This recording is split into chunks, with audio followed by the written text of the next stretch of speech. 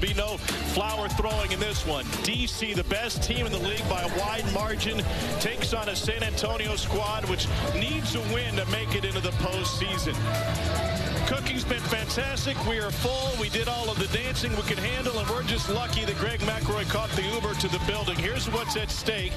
DC will be home next week in the first round of the playoffs. San Antonio can only get a playoff berth with a win today and an Arlington loss tomorrow. It is all on the line for the Brahmas today. With that, we welcome you. Tom Hart alongside Greg McElroy. We've got Cole Kubelik and Katie George down on the field. The DC season has been sensational, except they're not the same team lately that they were early in the season. The offense has kind of hit some bumps in the road lately. They haven't been able to run the ball with the same efficiency. Abe Smith, the best running back in the XFL, still leads the league in rushing by a fairly wide margin, but the consistency hasn't been there. And then conversely, defensively, they've struggled as well, going up against a Brahmas team and a gotta-have-it back against the wall situation that finally found some offensive production last week. Brahmas feel good coming into this one. Let's get you down to the field to the only man on the broadcast today who still has his blue check mark. His name is Cole Kubelik. Well, and we have two starting caliber quarterbacks who are going to play for the DC Defenders tonight. Jordan Ta'amu, you get the majority of the reps. You start the games out.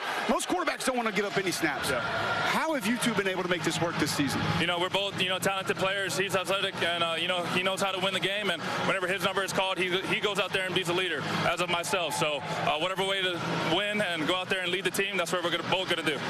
Jared King, you've been a starting quarterback for a long time. When Jordan starts the game out, you're waiting for your turn. What's going through your mind when you're not getting the opportunity right out of the gate? Yeah, just got to stay ready. And when I do get in, do my job. It's all about winning here, and that's what I love about this team. We all just want to win, so I just want to do my job, help the team win.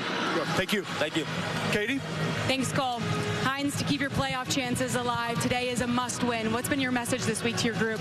This is a big game, not just for us as a team, but also a big game for us individually as players. A lot of scouts will be looking at this game. You want to start playing your best ball towards the end of the year. We get a great opportunity to face the best team in our league. So a lot at stake today, and looking forward to it. Now, you and DC's defensive coordinator, Greg Williams, were on staff together at the Jets, so you know him well. What are you expecting from him today? I love Greg, man. I know his defense is going to come out. They're going to play tough. They're going to play physical. Hell, Greg loves some Greg, so it's all about Greg. But it's going to be a tough challenge. We're up for the challenge. Best of luck. I appreciate it. 3 G's in the first name and a dominating defense. Let's get you some XFL pregame access. It's all in the family for Hines Ward.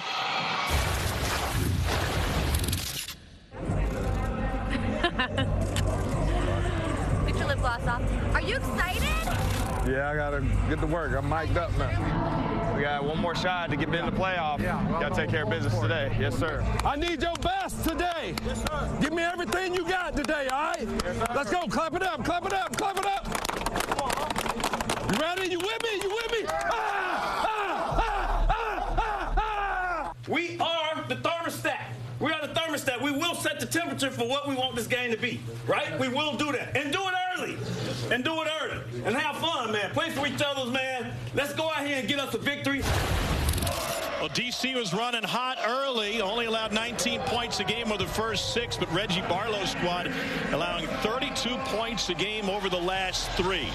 That dominating defense, like Greg talked about with the running game, has taken a step back. We are ready to go. John Parker Romo will get us started. Puka Williams Jr., standout from the University of Kansas, set to return.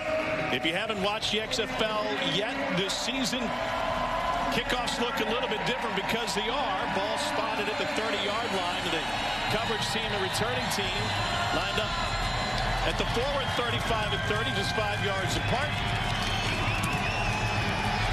And Romo's kick is taken by Williams at the 6. Puka Williams, an explosive athlete, bursts through before Romo forces him out of bounds. Now, Cole mentioned the 2-quarterback system for DC, Jordan Ta'amu and De'Aaron King. Ta'amu was a fantastic quarterback at Ole Miss, and he's got a lengthy pro resume. Transferred to Ole Miss from New Mexico Military Institute. He won the starting job. Ended up in the first iteration of the XFL.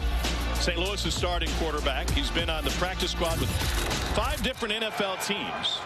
And he comes into this game I was about to say, something looked wrong right here. 12 touchdowns against just 2 picks. Now we got a clock issue to get settled. Take it back. It's the chain. Well, chain issue, no problem. But Ta'amu, excellent player. What I love most about him is when he was coming out of the New Mexico Institute, he signed at Ole Miss the same year as Shea Patterson, who was a 5-star. It was an afterthought and worked his way into the starting role and ultimately became a difference maker for the Smith with the carry on first down. Fred Keiss is the offensive coordinator. Otto Black Waco, they're going fast. Here comes the tempo. Keiss already had his play call in. Jordan Ta'amu with the keeper, and he takes it to the 40. QB run game, big part of what DC wants to do. That's really their bread and butter. They're going to run an offense that looks very similar to that of a college style. A lot of quarterback run, will play multiple guys, a lot of zone reads, a lot of run pass options where the quarterback has the option to hand it off, pull it, run it himself, or throw it to an open wide receiver. It's a team that also likes to utilize tempo and mix things up for the opposing defense. Gucci shuffled the play call here, and they go with an inside pitch to Ethan Wolf, former Tennessee Volunteer, where he played with his brother Eli, and he picks up the first down. And at their core, DC is a team that really wants to pound the football. As you can see this year, Abram Smith, as we mentioned, guy that currently leads the league. He's the running back. He'll get a majority of the carries. But both De'Aaron King and Jordan Ta'amu very effective with their legs. Ta'amu wants to throw. Flush from the pocket, directing traffic, and he fires on time. Completion to Lucky Jackson, and he's got plenty of space. Jackson inside the 10. And finally taken down inside the 5 after a 53-yard gain for the former Hilltopper from Western Kentucky. And just an amazing job by Jordan Ta'amu. Feels the pocket breakdown. You see him point, telling Lucky to get open, run outside, get in phase, and then Lucky Jackson does the rest. You see the catch and run. Runs out of gas a little bit after crossing all the way back across the field. Excellent start for the defenders offensively. Slow season start for Lucky, but he's turned it on in the last half. Fifth play of the opening drive. Ta'amu, a play action. A bullet complete for a touchdown. It's Alex Ellis, and DC wastes no time getting on the board.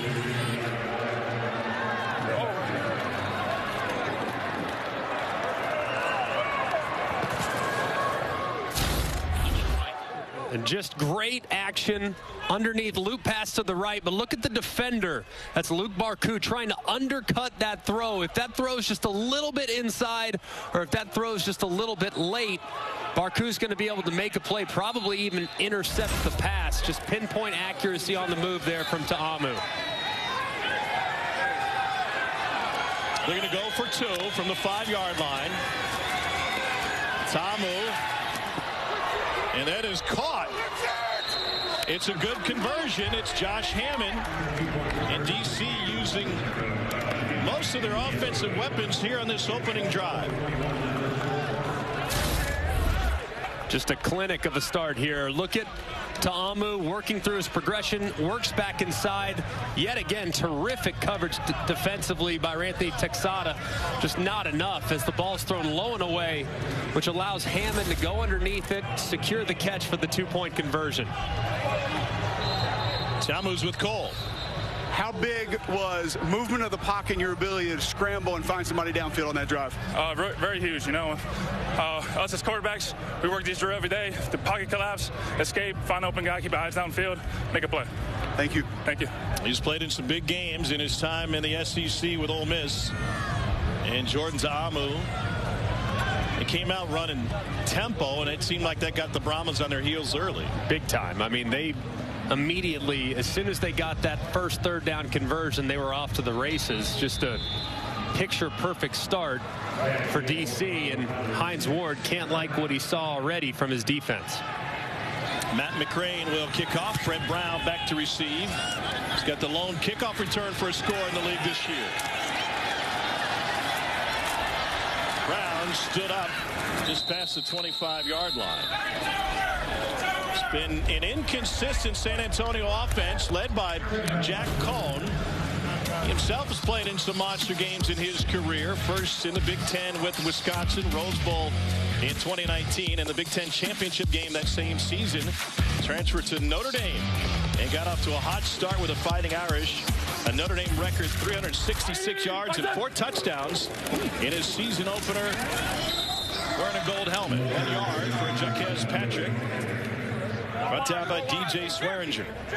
The story of the year for San Antonio has been injuries. I mean, they've been totally beat up across the front, having to mix and match a bunch of different offensive line combinations. Have started multiple quarterbacks, have lost a couple for the year. Cone was the guy at the beginning, though, and he'll finish the season as the starter. Without their starting left guard, Maya Tahuma in this game. He's out with an ankle injury. Blitz, and he got rid of it to Patrick. Patrick is going to set up a 3rd and short. And Greg Williams, the DC for DC, known for blitz coverage. He wants to come after the quarterback. Your dash bear single press. That's the defensive call, but most of what he's going to do is trying to apply pressure. He wants to blitz. He wants to heat up the quarterback. Looks like man coverage here defensively. On 3rd and 2. Straight ahead, and the ball spotted good enough for a first down.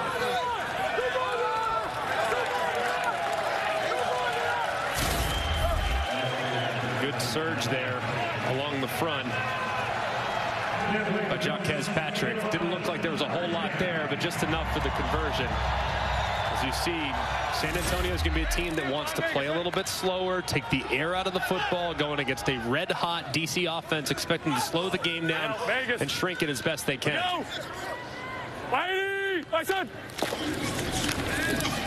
Quick shot to his tight end, Alize Mack, for a pickup of 5.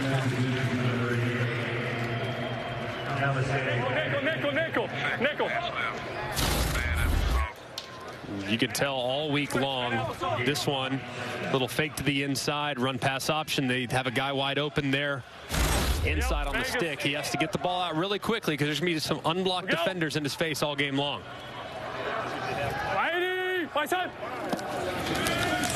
Here's Landon Akers trying to set up a screen for him, and he manages only to get back to the line of scrimmage. Great tackle by Francis Bernard there, the former Utah Ute. Very instinctive player. Has a great feel for the position alongside Reggie Northrup, who's training to become an MMA fighter. Just one fight away, one win away from potentially getting in the UFC. They make up one of the best linebacker tandems in the entire XFL. The slam drag. You have the drag. Vegas, we go. Voice of quarterback Jack Cohn. On 3rd and 3. Looking to go deep, but that was covered. Threads the needle to get it to Akers, who gets his foot down for a 9-yard gain and a first down. Nothing there initially. Much like Ta'amu did on the opening drive, having to scramble to his right. It's a great job by Akers coming back to the quarterback, getting friendly on the sideline and allowing Jack Cohn to deliver a nice, accurate pass. We out Vegas. This be a spot right here. Maybe lock him up and see if he can't throw a shot downfield. Patrick finds a hole. Jaquez Patrick with a first down run for the Brahmas. Horns forward on a gain of 11.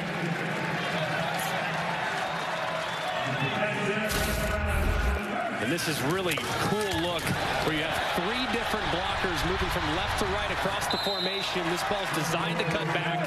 Little counter action from the Brahmas, and there was nobody home defensively for the defenders. Here we go. Hey, takes one. Vegas.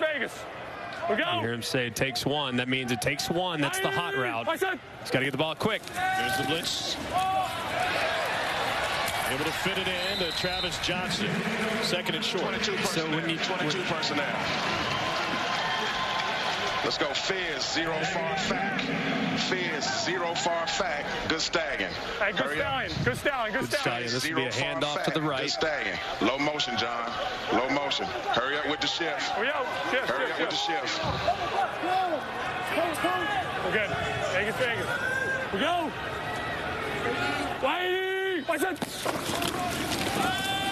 On 2nd and 2, Patrick. Maybe a foot. That'll bring up 3rd and short. Joe Wallace and Santos Ramirez both in on the stop. And Patrick's going to leave the field on 3rd and short. 10th play of the drive. Let's go. Hey, good eight, Bib. Good eight, Bib. Good eight, Bib. Good eight, Bib. John Hilleman is the new running back for San Antonio. Here we go. Vegas, we go. Lady, watch it. Hilleman's first touch. Needs a yard. And he squirts over the line to pick it up. Great second effort from Hilleman there. Didn't look like anything was there initially. Continued to drive. It was pretty well defended. How about this look? It just won't be denied. Look, stopped in the backfield. Knows he has to cross the 25-yard line to convert the first down. He does just that as he keeps the drive forward. Vegas, we go. Lady, watch it. Opening drive for the Brahmas. DC scored on its opening possession. And they get it to Hilleman out of the backfield. Spins his way forward, and he picks up 8.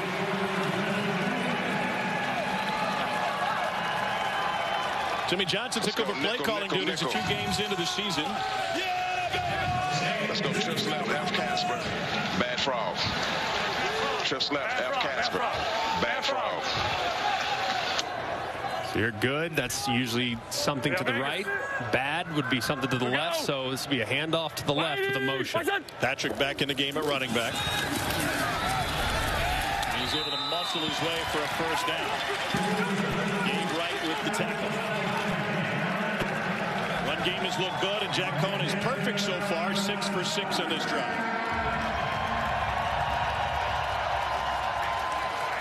Hey, 77. 77, 77. Who's the mic? Linda. So you see here when he says, who's the mic? He's talking to the center. He's wondering who's the middle linebacker. That's what sets the protection. Wide open, but they're looking for a screen, and nothing doing. Alize Mack was out there to block. First miss for either quarterback to start this game. Jordan Ta'amu, 3 for 3. Cohn now 6 for 7. 4 wides, 4 wides.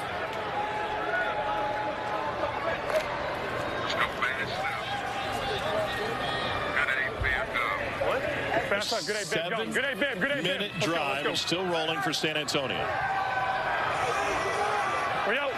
So you're Bib, good eight, hand off to the right, or you could throw a bubble to the left. Your gum, think bubble. And that's Landon Akers, who picks up 5. So that right there is an RPO. It's called a run play, where so you have the option as a quarterback to run the ball. You can also, hear alert 0. He's telling the guys, hey, be prepared for pressure. That's a pressure coverage. And you hear gum. That means you chew gum and you blow bubbles. So run a bubble. 76. That's the RPO call. So here, listen to the communication between the quarterback, the offensive line, and the wide receivers, knowing that this is a blitz down for DC's defense. We go. Lady, my son. From the edge, Cohn gets rid of it, and just off the hand of Landon Akers. What's going through a quarterback's mind when pressure is crashing around you? React more than anything else. You just got to know that your communication is sound across the board. There was nothing to panic about right there. Jack Cohn felt like there was going to be an additional unblocked defender that was going to blitz. He didn't come. So he had more time than he thought, but he retreated anyways, got himself into unnecessary trouble. As a result, has to throw off his back foot and misses just high on what would have been a walk-in touchdown. From 26, John Parker Romo drills it through. He leads the league now with 16 field goals on the season. San Antonio in a must-win situation. Hines Ward's team is on the board, but trailing in the first quarter. The streets of San Antonio, it is graduated an incredible party with the second largest parade in the country, and some DC fans, or at least one, is about to say I saw a little house divided right there. To sit next to each other in such a bitter rivalry is amazing. There's Puka Williams.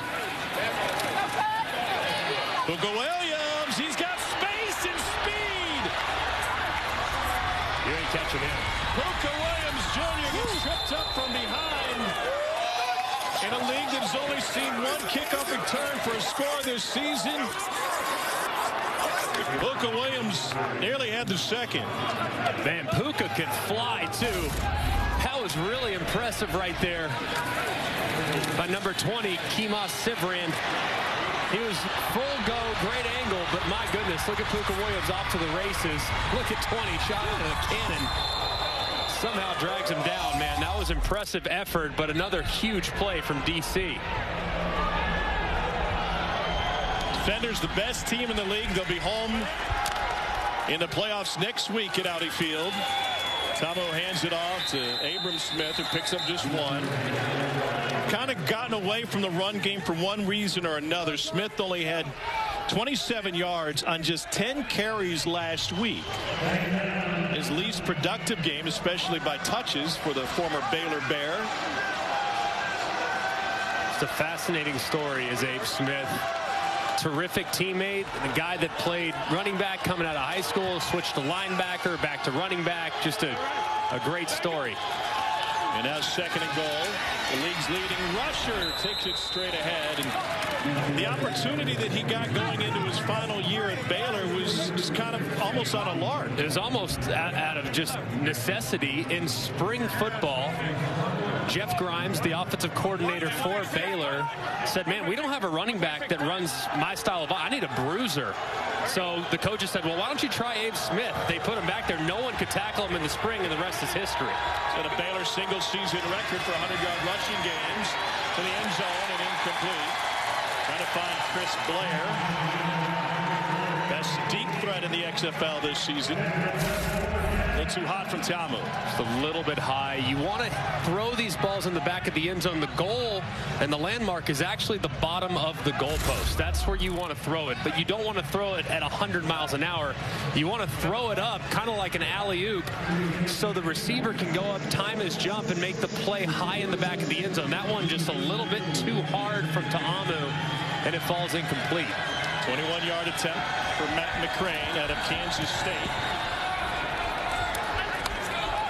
And he makes his 11th of the season. DC with an 8-point lead. 2:31 to go in the first quarter. From the Alamo Dome in San Antonio. All business inside, all party outside. Big dog, little hat.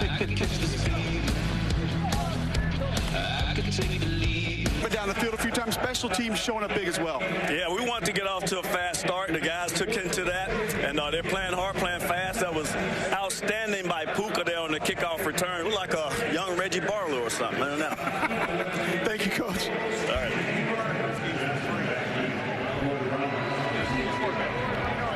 That was a 79-yard return for Puka Williams Jr., but Jordan Ta'amu in the offense couldn't poke it in. They settled for a field goal.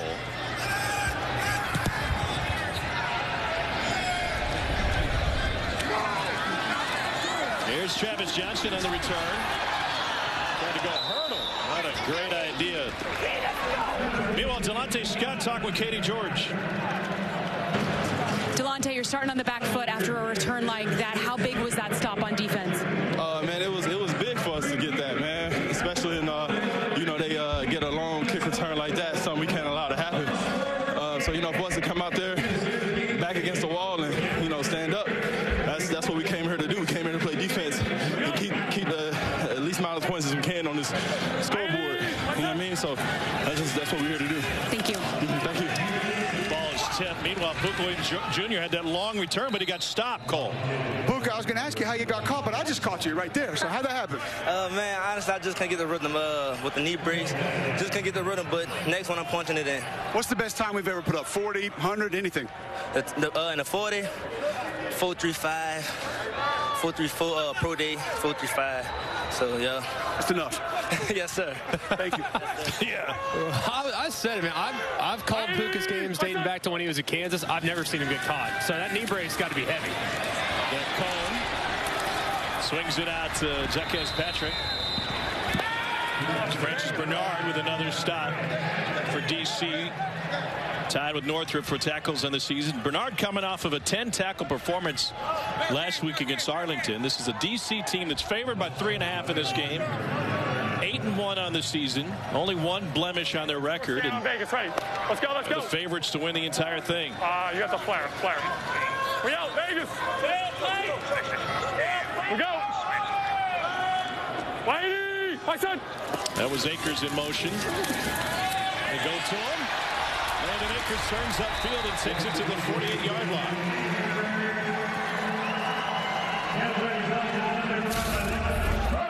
They're doing a good job of creating some confusion against the man coverage that DC likes to live in. Right there, they get into a bunch. They create the bunch by motioning down, and they get Akers on the angle route that's so difficult to cover. It was timed up beautifully, and it was a nice conversion for the Brahmas. Omaha, go! Late in the first quarter, second possession for San Antonio. Patrick stopped for a loss of 1. XFL continues tomorrow on ESPN starting at 3 o'clock. Houston against Arlington. The Renegades trying to play their way into the postseason. And we finish with Vegas against Seattle. Every game this weekend, final week of the regular season, has playoff implications. That includes St. Louis, which started the week putting 53 on Orlando. A.J. McCarron threw for 6 touchdowns. Battlehawks won 53-28 in the Dome. And some complicated tie-breaking situations with Seattle. But that's St. Louis's path to the North Division playoff next week in D.C.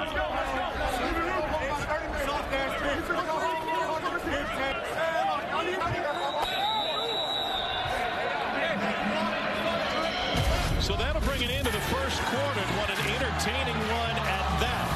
DC has scored on both possessions thanks to a long kickoff return from Puka Williams. And San Antonio tried to answer again. Back to the Alamo Dome in a moment. Quarterbacks, they each were born to take this stage. Only question is, which team believes enough to take them? The NFL Draft begins April 27th on ESPN and ABC. NFL Draft live from Kansas City. And what a class of quarterbacks. All those teams will have a choice of. Who's your number one, Greg McElroy? I like Bryce Young personally. I think they're all unique and special in their own specific way. But just across the board, I think the best player is Bryce Young. He's the most consistent. I think he's done more under the circumstances with maybe not having a superior offensive line in front of him the last couple years, and did so against top-tier competition. I think Bryce Young's a really good player. Jack Cohn facing the pressure. He finds Patrick with a beautiful catch. There's a flag down in the backfield. And Patrick rumbles all the way up inside the 25. 33-yard catch and run for the former Florida State Seminole. He's probably coming back, too. 62. Offense, number 62. 10-yard penalty. 3rd down.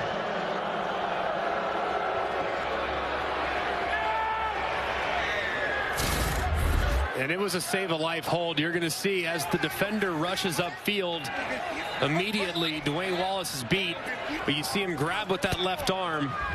If he doesn't make that hold, there's no way the ball gets out. Jack Cohn might get sacked, fumbled, what have you. So obviously when you're beat off the ball that badly, it's about the only option you have, and it was a good call by the officials.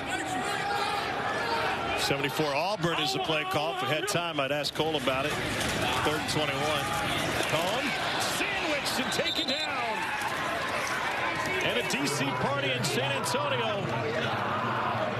Andre Mintz from Vanderbilt. Yeah, too bad Gabe Wright not in there. Jacob Panashuk, the other. And you only have a 3-man rush. There's 3 defenders that are rushing the quarterback against a 5-man protection. You have 5 guys to block 3, and you get beat inside. Just not good from a leaky offensive line that has had their fair share of struggles this year. Brad Wing absolutely crushes this ball. Got it inside the 5. Puka Williams can only take it out to the 15. That was a 63-yard punt. Here's Hines Ward on that last play.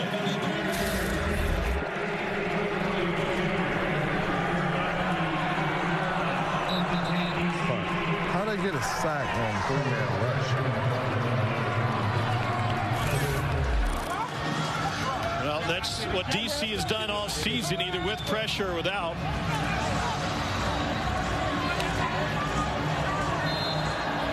First empty possession for San Antonio. Ready.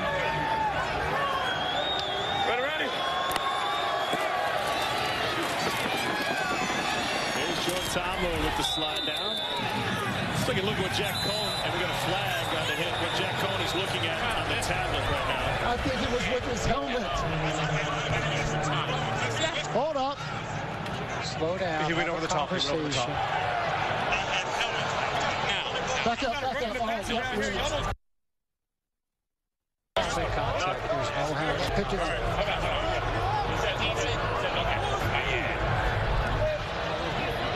There is no foul for a late hit on the sliding quarterback. Second down. And Sean Williams, who's in on it, picked the flag up. And I think the initial thought was that the contact was made with the helmet. They threw the flag. Dean and company cleaned it up. He went over the top, and there was no illegal contact. That was a good job by the officials. On second down and 3. A bullet from Ta'amu. That's good for a first down. He finds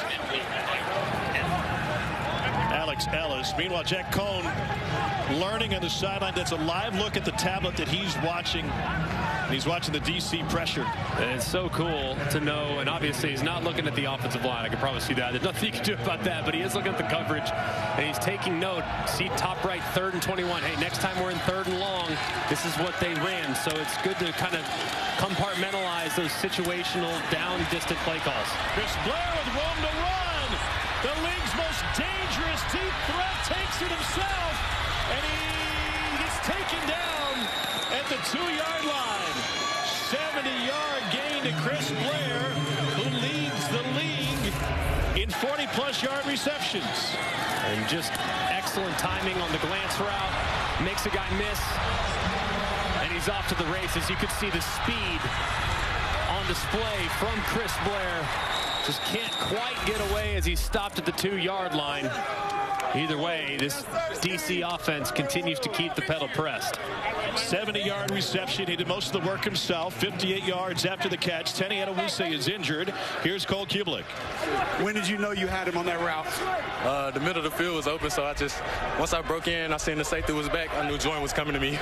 How did you get caught? Tired. Nah, no excuse, though. I got to get in the box. Good stuff. Thank you. Appreciate it. Played for Fred McNair at Alcorn State. Was undrafted coming out of college. Ended up spending some time with the Packers. And that is NFL speed he just flashed.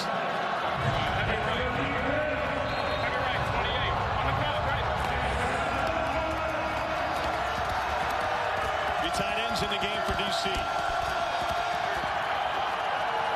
Abram Smith, the running back. Ta'amu out of the pistol. Smith surges and a gain of 1. Rico Jeffers on the stop for San Antonio.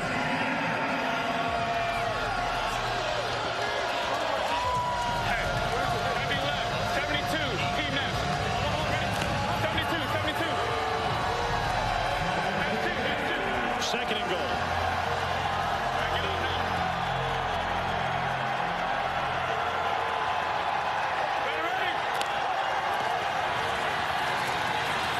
Ta'amu lobs it wide open is Alex Ellis.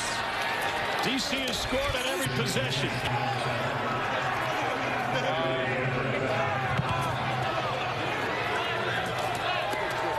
No kicking extra points in this league. They'll decide on the point after.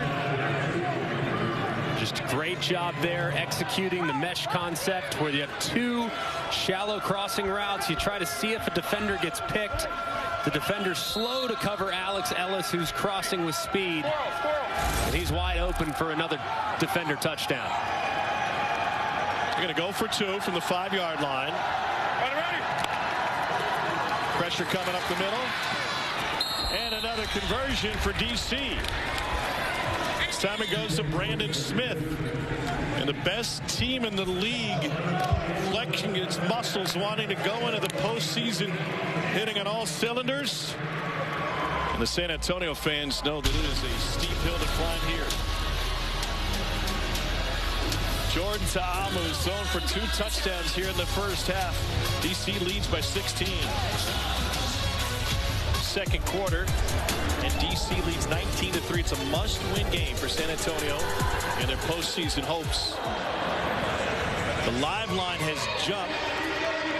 DC given 15.5 points. They came in favored by 3.5. It's a lot of points. Oh, no. I mean, they're playing inspired football on offense so far, and the special teams giving them great field position with a couple big plays. Fred Brown from the 2.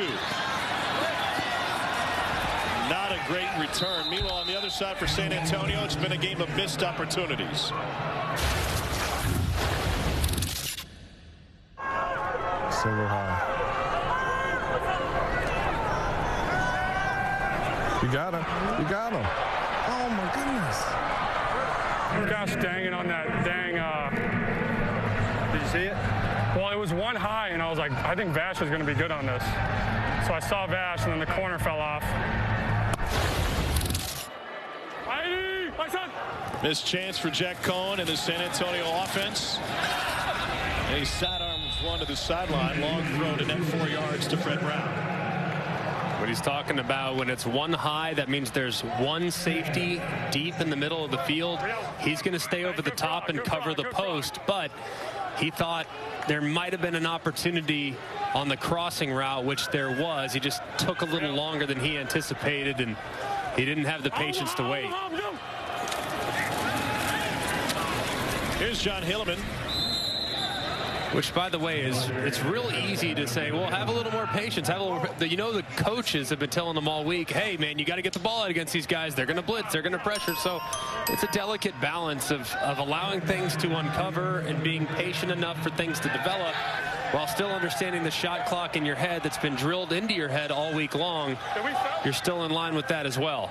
Playoffs are next week. We'll be in D.C. on Sunday. This Defenders team still waiting to see who their opponent will be in the North Division battle. Hilleman, and what a sensational second effort he's shown every time he's touched the ball. Undrafted free agent of the Giants coming out of Rutgers in 2019. Got a start against the Patriots that year as a rookie. Nothing open play side, but he gets it back on around to the left and makes it 4th and inches to at least give the Brahmas an opportunity to think about it. San Antonio 8 of 14 on 4th down this season. They're going to leave the offense out there. They're going to run it looking for one, and they got it. Something really interesting Heinz Ward told us before the game today and reiterated Katie on air. He said it's not just about getting into the playoffs. These guys know there are more scouts watching this game than have watched all season. It's a chance to prove that you belong. Yeah, it's what have you done for me lately type of approach. The first thing the scouts look at when evaluating these guys, debating whether or not to bring them to camp, is what was the last time out and how did you look? So hugely important tape for these guys if they want to advance their career. Cohen delivers on time against the pressure. He finds Nick Hawley for a gain of 16. Really nicely done up front, too, by Rubens Joseph. Accurate pass over the middle. If you look at DC defensively, that's where they've been hit a lot. Right there in the middle of the field between the numbers, that's really the attack zone with the style of defense that Greg Williams likes to play. Here's Jaquez Patrick. I want to go back to what we were just talking about a moment ago, Greg, about the scouts watching. The XFL is unique among the spring leagues. It's finishing the regular season done before the draft. These guys will have an opportunity from a calendar standpoint to then get into camp. That's why it's by far the most appealing league to me, and it's because of the calendar.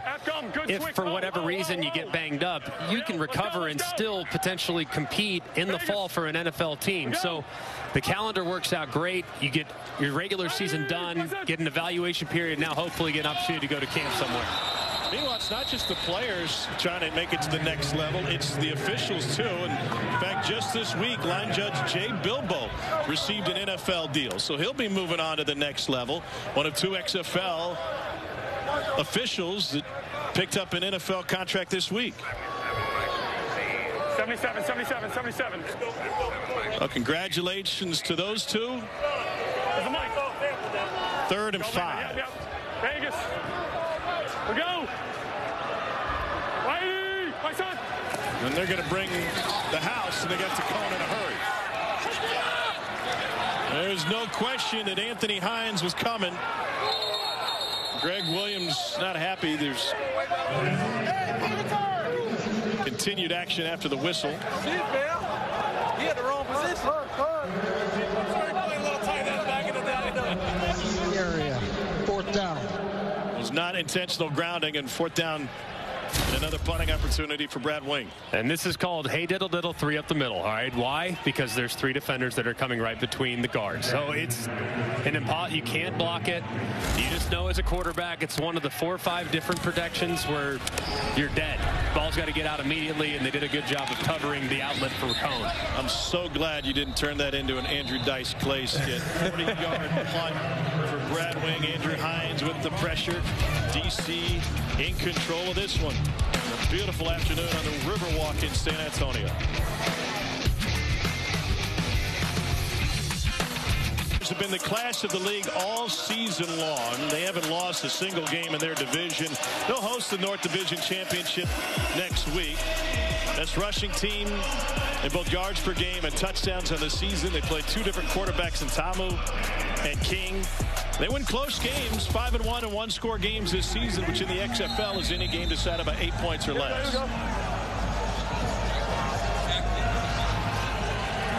Derek King now in at quarterback. And he hands it off on 1st down to Abram Smith, who's the league's leading rusher. There's so many things that DC does well, and quite frankly, it's a very simple attack. It's so simple for the offense, but it forces the defense to cover so much. As you can see, Derek King, it's another example of, hey, it's simple. Just switch out the quarterback and the offense almost completely changes. Derek King, of course, a decorated college player at both Houston and Miami with great mobility. And he slings it on the run to Hot Sauce Hammond, who takes it out to the 30. Hammond, 4 years as a Florida Gator. And this is really not that different than triple option. You read the dive player, and then your quarterback's keeping it, and your pitch man just happens to be in front of you, so it becomes a completion. And if it falls incomplete, it falls incomplete. King, complete. That's Brandon Smith. The offensive coordinator is Fred Keiss. Spread right, wide, spread right, wide. Lady, lady, lady. Spread right, wide, lady. Spread right, wide, lady, lady. Lady, lady, lady, lady.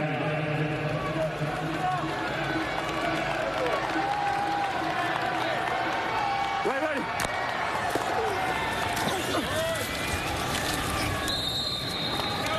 There's Smith.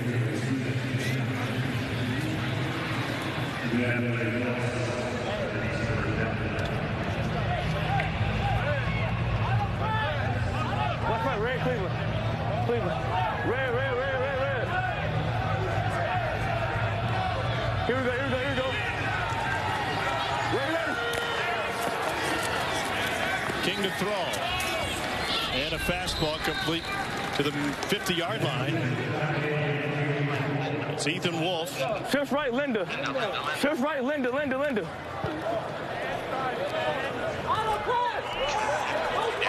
And they've got the Brahmas on their heels here. 2nd and 3. No huddle again. Ready. Pressure picked up. Smith trying to sneak out of there. He does, and lowers his shoulder for the 1st down. Incredible run by Abram Smith. You can see, I mean, having played linebacker, he is certainly not afraid of contact. Watch how he dips the shoulder, finishes the run, boom. Continues to surge a little bit forward instead of going out of bounds right there. It'd been easy to do that. Instead, he spins out of it and finds a way to gain a couple more yards. Big 12 champs at Baylor, went to the Sugar Bowl. Ready. A little bit high that time from King, and there's a flag on the play. Offense number 78. Hey, hold it for me. to Marcus Hayes, the right tackle. Left tackle. Holy. Offense, number 78. 10-yard penalty. First down. Pardon me, the left tackle. Right in the middle of your screen. You can see right there that right arm working against Mike Scott. Of course, the two brothers for the Brahmas, Delonte Scott and Mike Scott, both have taken turns at that edge position, making a lot of plays against opposing offenses. Easy for the equipment guy, just one nameplate. King tipped and falls harmlessly to the ground, trying to work it into Chris Blair. Cameron Kelly still on the turf. Kelly had a pick a couple weeks ago against Houston. Ball just a little bit high here for De'Aaron King. Of course, gets hit as he's delivering the football.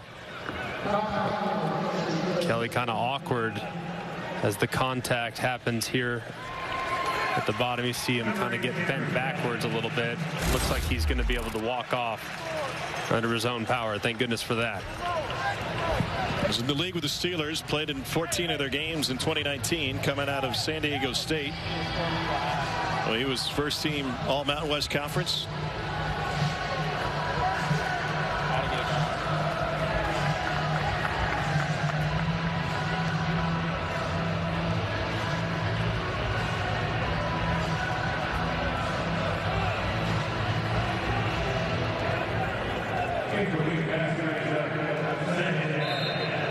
Hey, spread right, 53. I want to ready?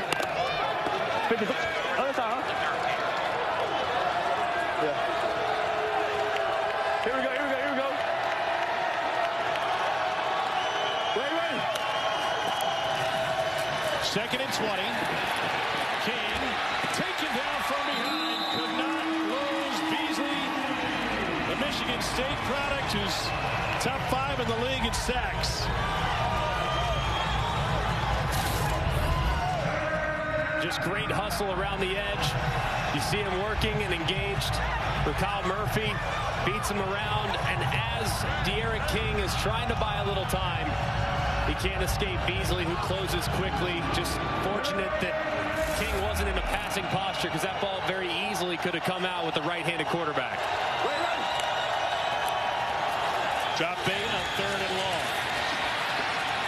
King can't run for it, too far. And he flicks it going down, flag down, catch made.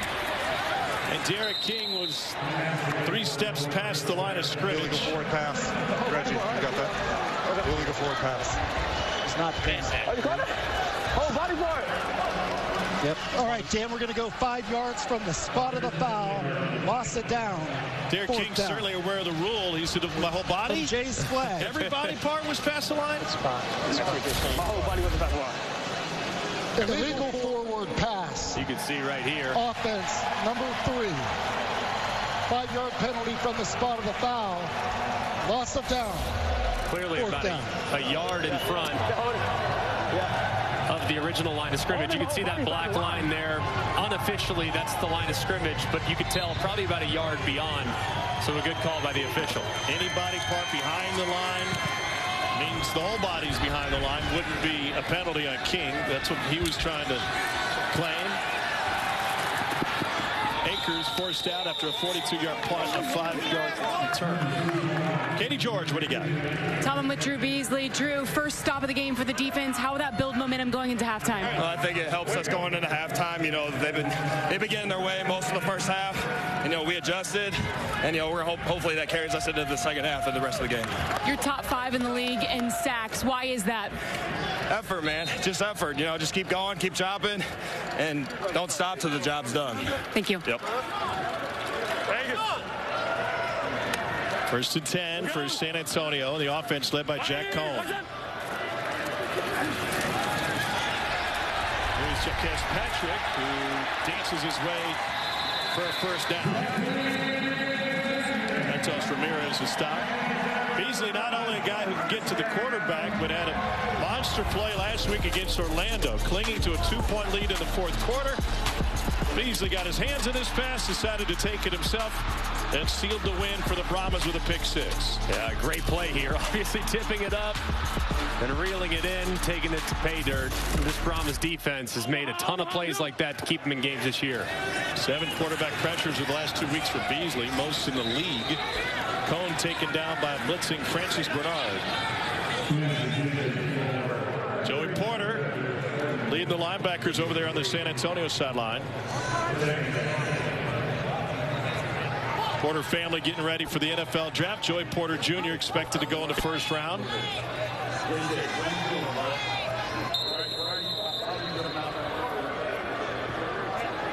We hit the 2-minute warning. DC leading by 16, looking to hit the postseason on a run. San Antonio needs a comeback and a win to move on. Vying for the final spot in the playoffs with Houston. San Antonio can clinch a spot with a win and an Arlington loss. Win would give San Antonio the tiebreaker. And wait to see what Bob Soup's team does tomorrow afternoon. Oh,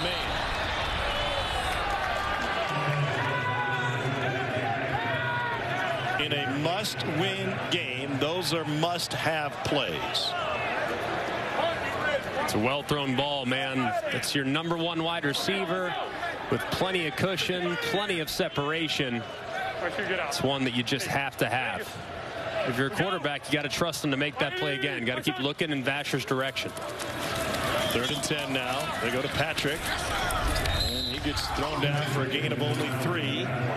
Santos Ramirez. Isaiah Johnston in on the tackle for DC. Ramirez was a standout at Arkansas. It's a team captain for the Razorbacks in 2017.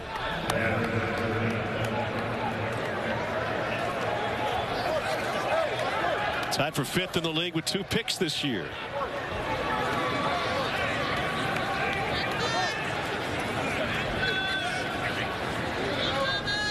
A sack on the last possession led to a punt. Now a drop pass eventually leads to a punt on this possession for San Antonio.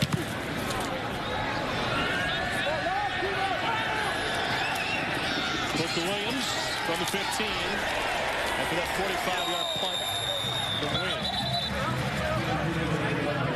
Episode 7 of the 9-part XFL docuseries Player 54 Chasing the Dream premieres this Wednesday, 3:30 on ESPN2, then immediately available on ESPN Plus. If you missed an episode, you can catch up on the series as all 6 previous episodes live on ESPN Plus. To get ESPN Plus, go to ESPNplus.com or download the ESPN app. Jordan Ta'amu, the quarterback.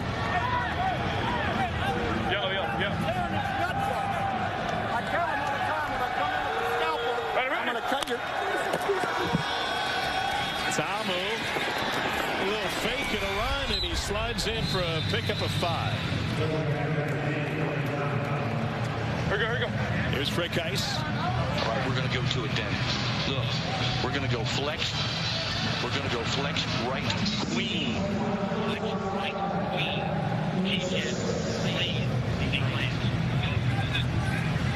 Flex right queen. Flex right queen. Hey, flex right.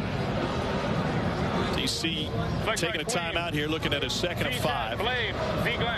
Rick Kice is an incredible coaching story. He'd been with Reggie Barlow at Alabama State as offensive coordinator previous to this, but his first head coaching job was at Southwestern High School, inner city Baltimore. And when he first took the job in 1990, he was one of 2 white people at the school total. The only other one was the principal. The players and families weren't happy he got the job. They boycotted him. Only 19 showed up that first season. 2nd and 5 now. They've been on a long losing streak. He eventually turned the program around. Here's Josh Hammond. Picks up a first down and a gain of 25.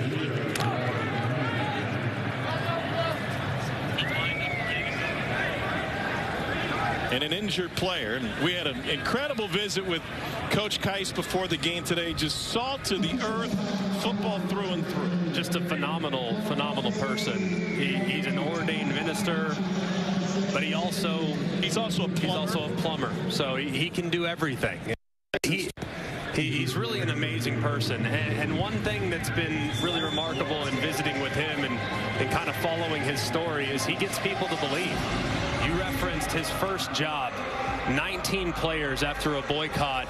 They ended up in the second year going 5-4. I mean, just a remarkable turnaround with only a few guys, most of which playing both ways, most of which playing almost every single snap of the game. And he's been on a wild ride ever since, from the high school level to the college level, throughout the HBCUs, been at many different stops, and a guy that continues to relate to players and bring out the best in them every single place he's been. A couple of national championships with Hampton back-to-back, 2003 and 4. Tamu leaves the pocket again due to pressure. Beasley got a hand on it. It almost forced a fumble. You guys mentioning offensive coordinator Fred Kais for DC. I looked up his bio when we had this game, and it stopped in 2017. So when we got on the call, I asked him, Coach, what happened after 2017? Where'd you go? He said, well, I was semi-retired coaching at Good Pasture Christian High School in Nashville. Told me he started out as the OC, then went to be the quarterback coach. Said they had about 26 kids on their football team. Well, he's done it with fewer. Here's a completion to Lucky Jackson. Another huge play for Jackson. This one goes for 29. And his former coach, Reggie Barlow, called him up, convinced him to come to the XFL. Didn't take much convincing either, did it, Tom? Because it was actually Kais's wife who said, you are so unhappy semi-retired. Please go back to work. You cannot stay away from the game. So it was a really good timed call by Coach Barlow. And look, I know there's some coordinators in this league that have a stronger pedigree, that have spent more time at the professional level, some of which are calling plays for the first time. There's so many different great stories to learn here in the XFL.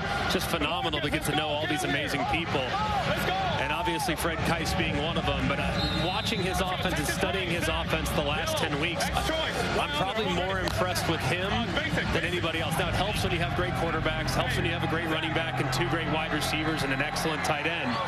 But the way he mixes tempo and the way he forces you to defend the entire field, I think his offense is really, really interesting, rooted in run and shoot principles and a lot of difficult things to defend. Tamu picked off. It's Jordan Williams with the interception. The league's leading tackler has been a playmaker all season for San Antonio. That's his first pick, and it's a 34-yard return to give the Brahmas a chance with 33 seconds left in the half.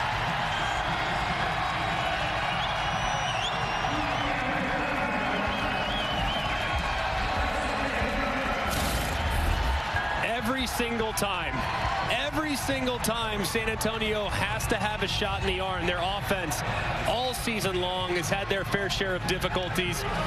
Their defense always seems to find a way to at least keep them in the game. Jordan Williams did it against Arlington a few weeks ago where he had the game-changing fumble return to the house. He does it again here in a 2-minute situation to give the ball back to his offense, with the Brahmas getting a chance to steal some points. Fourth possession of the game for San Antonio. Cone gets taken down. Oh, it looked like a face mask from up here. Gerald Owens, and here's a flag late. We're at the 48, we're at the 48, we're at the 48. Mask on the tackle. So good there. Francis Bernard got into it late, and we got a second flag down. Post-play action. So you can hear Dean Blandino reviewing the play back in the XFL Command Center. I've got no face mask on the tackle, but let's see what we got. He's clearly grabbing the jersey.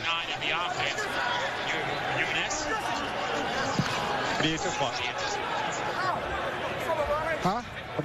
Remember, if there's contact, it's UNR. If there's contact, it's UNR. 59 UNR.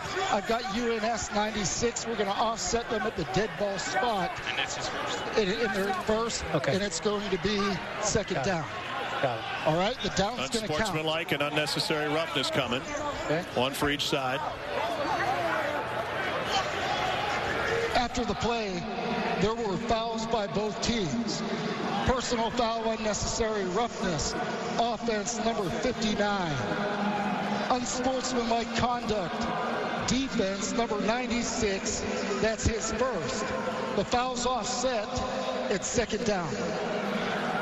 Check in with Katie George. Jordan, you said you can't believe that you caught that ball, but it looked like a sure thing. What'd you see? Oh, man, I just knew he was throwing the ball low, so I just dropped out, and it came right to me. Oh, man. This defense always seems to give the offense a shot in the arm when it needs it. Why is that? Because, you know, we try to play complementary football, you know, so when the offense is not up to par where it needs to be, then we'll step up and we'll try to rise as much as we can. 50-50 or go to 70-30. I dig the chain. Hey, thanks so much. Coming off of an 11-tackle performance last week against Orlando. Now 24 seconds left in the half. Jordan Williams, an incredible story, didn't play a game for 3 years. He took up art. Accomplished artist and a great linebacker, and then TJ Vasher for a gain of 14 and a timeout. With 15 seconds left in the half, and San Antonio desperate for a score here. Brahmas haven't scored since their opening possession. You want to see San some art? San Antonio calls their second time. So cool, too. I mean, you can see Arter's formerly known as Prince there. And then even for his head ball coach, giving him the ace of spades with the Brahma logo on it. Very, very talented. He even drew us a picture. Oh, he did? After the Arlington win. Thanks, baby. I don't recall what he drew. I don't recall it. His favorite medium is charcoal. There wasn't any charcoal available. No, so he went with the pen and paper, standard medium. That artist working big. He either drew the Michelin Man or Cole Kublik. I wasn't sure which one, but they are somewhat indecipherable. We look pretty similar right now. 3rd and 5, 17 seconds left. Pressure from the edge. Over the middle for a first down, and Akers takes it inside the 5, a 37-yard gain. 11 seconds left. They'll hurry to the line and get a spike to stop the clock. The Jordan Williams interception and subsequent return sets him up. Cohn comes up with a huge completion against the Greg Williams pressure. And terrific timing. You see the zone pressure. They're trying to double cover Vasher to the left-hand side. You see that safety dropping out over the top, which allows those slot receivers to freely work over the middle. It's exactly what Akers does. It's perfectly timed. And a very accurate throw from Cohn. A big shot there that Akers took at the end of the play. Now you have to throw it. I don't think a field goal is going to win this game, so you got 3 downs here if you operate really, really quickly. Of course, with 9 seconds left, that ball's going to come out immediately. You do have a timeout at your disposal, but don't waste any extra time if you don't have to. Patrick is the running back. You got one-on-one with Vasher to the left-hand side. They give it to Patrick. Took a lot of time. He lost the football at the line. 2 seconds left on the clock. DC came out of there with the football. Joe Wallace. Whoa, don't go anywhere. Don't go anywhere. Hold it. Stop it. Stop it. As you can hear, review. Stop it. Dean Blandino did the ball across the plane as he extended. The first thing he's probably going to look at here. Covered by the defense. The previous play is under further review. He's on a body there and not down yet. So the ball, I clearly don't have the ball in the end zone. But what I'm looking at is the right elbow, correct? Oh, right elbow is down. Everything is short, but I've got a right elbow. I just need to confirm control. I just need to confirm control. The second thing he'll have to look at, if that's what he decides, is time on the clock. It looked like 2 seconds. 2 seconds is probably about right. They have a timeout. I still have control with the ball. Yes. So you'll obviously fire the timeout immediately. So we're going to go. Don't love the play call there. Reggie. This is going to be an automatic timeout that we're going to charge you. 6 seconds. Yes, sir, Dean. Reggie, we have 7 seconds. Ball down by contact at the half-yard line. So it's going to be it's going to be 3rd and goal. Okay. Right. We're going to put 5 seconds on the game clock, and we're going to charge San Antonio their timeout. Okay. Gotcha. And we can move it up. It's actually a little closer than the half. Make it a ball length short of the goal line. You hear that? All right. I mean, that is incredible insight as to how these things are decided. It's down by contact with the ball at the half-yard line. It'll be 3rd down, goal. San Antonio is charged with their 3rd and final timeout of the half, which will be 30 seconds in length. So you got 1 play left. Go back to that same play. I think you have a big body back now. Obviously, with 2 seconds left, it doesn't matter if you run or throw it. I do think if you throw it there on second down, you're going to put 5 seconds left. Wow. Okay. Change things for you. You still have time to squeeze one off. I would try to throw a back shoulder. So they don't have the play call yet. You can hear Cone right there reminding his guys, hey, if we throw it, expect pressure.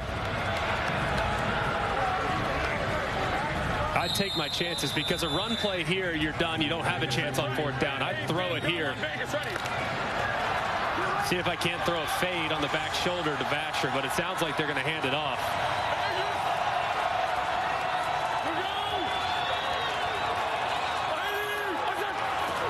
Here's a handoff to Patrick, and he's in. San Antonio in a must-win game. It's a late touchdown before we hit the half, and now they'll go for 2.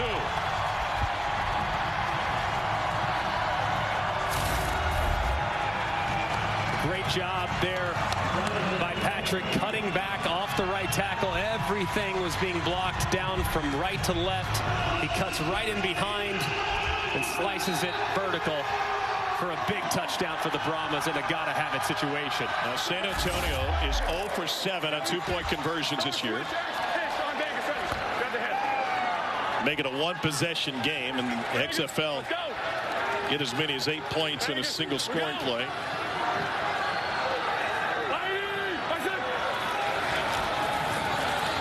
Cone back of the end zone. Caught! That's T.J. Vasher. And they get their first 2-point conversion of the season.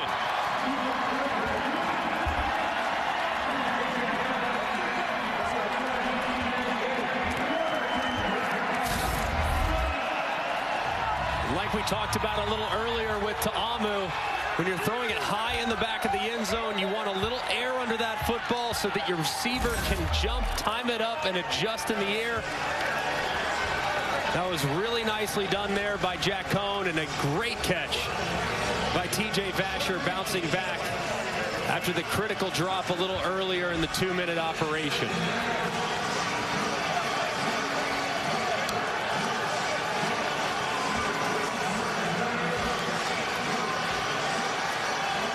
Efficient enough that there's still 3 seconds remaining in the half. Remember, always dangerous. Puka Williams set up for the return in a league that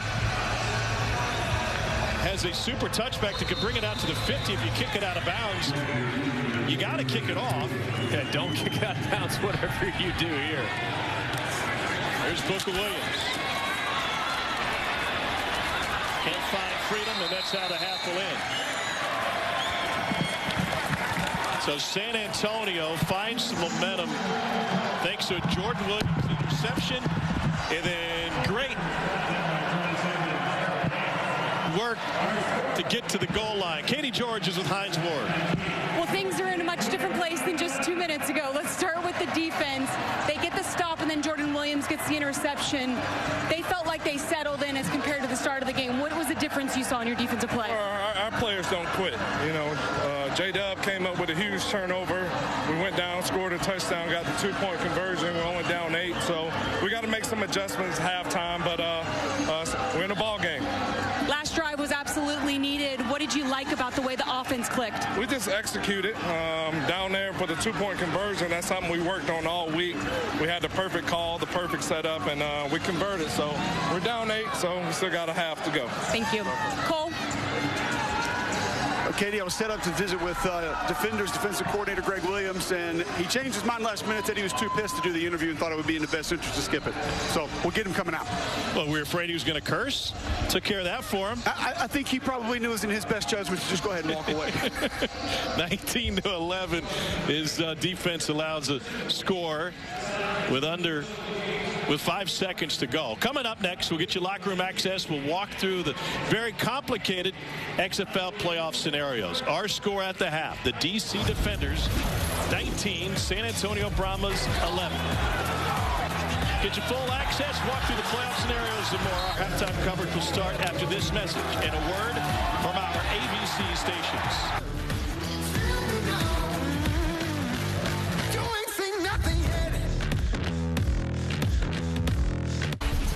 XFL weekend started with this performance in front of an amazing crowd in St. Louis once again. A.J. McCarron had a day.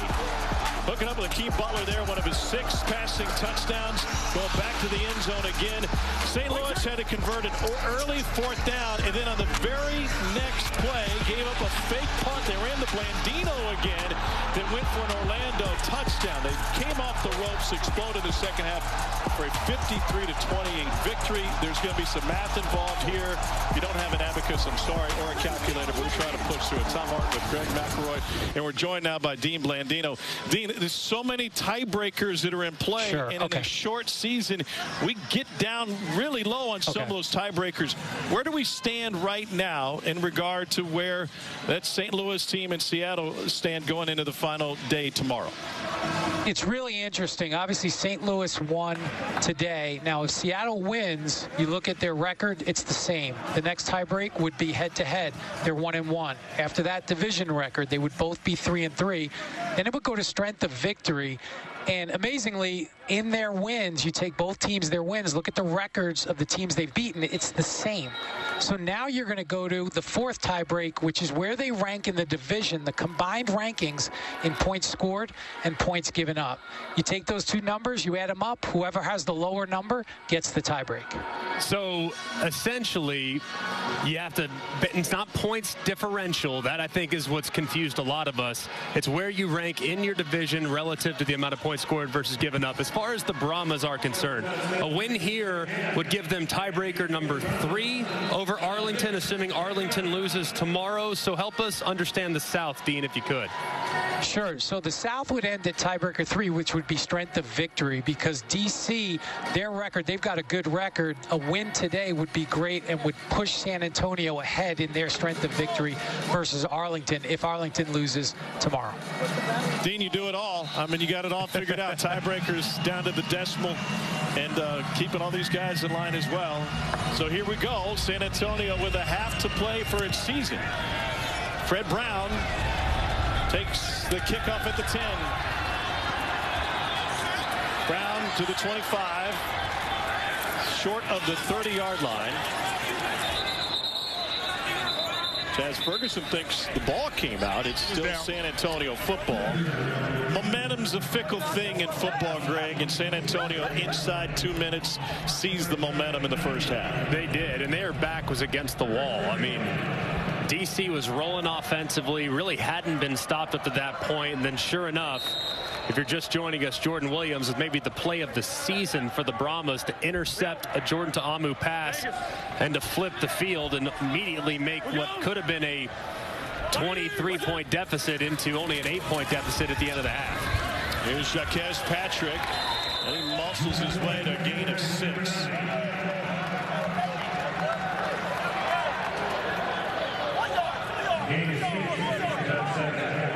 San Antonio's offense, they just didn't have a ton of rhythm there in the middle parts. Finished strong and started fast, but not a ton of rhythm between the two. Still have to find an answer for the protections and the pressures that Greg Williams is going to bring. No pressure here on 2nd and 4.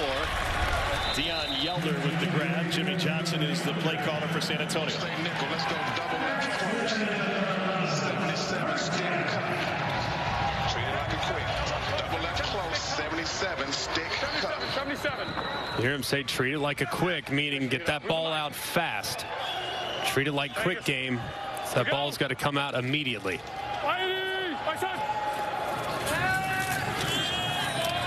DJ Quick, he finds Patrick. Could be a San Antonio party tonight. It's a gain of 12.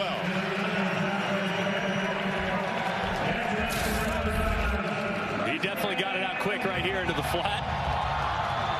It's a good catch and good turn up field by Patrick, who's a load if you're trying to tackle him at an angle. 242-pound bruiser. Where's the mic? Vegas, we go.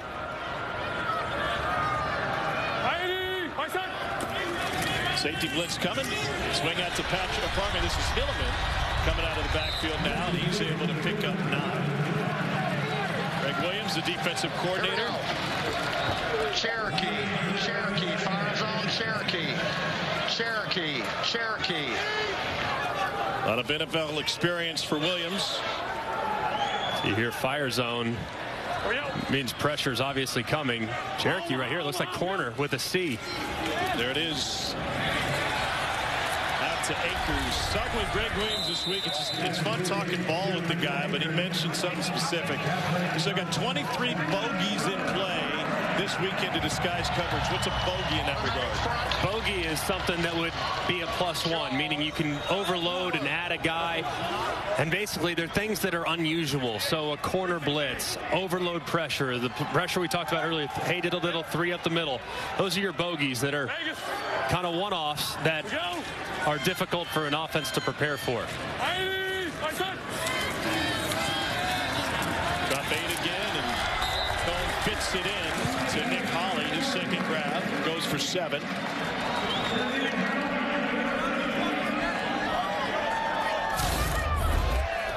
Really nice rhythm so far from Jack Cone on this opening drive of the second half. And you see the pinpoint accuracy there to the left pectoral, which teaches the wide receiver to turn that direction. So that was so accurate they turned away from what would have been a big collision. On 2nd and 3, Patrick got taken down, lost his helmet. You have to come out for a play.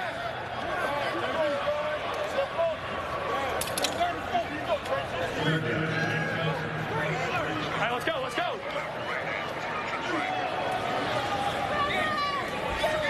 Trips up. 65 scan. 65 scan. 65 scan. Follow. We got the slide. We got the slide.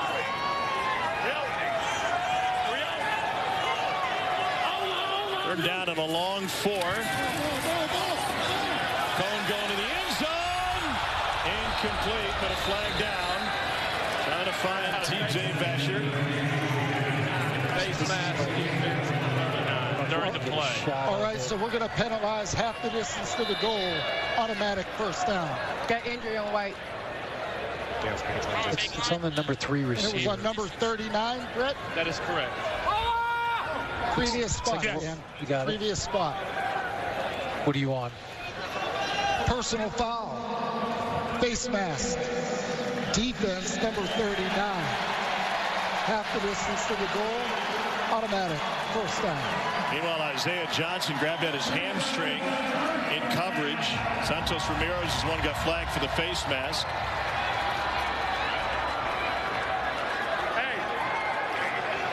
Hey, trip tight. 78, come right, don't pass. 72 on Vegas, ready. 8th play of the drive. Here we go. Shift. Vegas. We go. Cone wanted to get to Hawley. Instead, throws it over to the sideline. Let's take a look at today's progressive first half stats. As you can see, the rush yards for both teams kind of been hit or miss, but the passing attack for both teams been very much alive. A couple of huge plays for DC on great catch and runs by excellent wide receivers Chris Blair and Lucky Jackson, and then Jack Cone kind of picking them apart on the underneath with a couple throws downfield. Pressure again. And Cone spiked in front of Patrick. Flag down. 6. It's NCI. NCI, so that was a... No, I'm sorry. I meant to say DOF. Gotcha, DOF. All right, San we're going Antonio, to go 5 yards. DC 6, DOF accepted. Marcus, what was that number again? Number 6 for Dahl Brown. Offside. Defense, number 6. 5-yard penalty. Second down.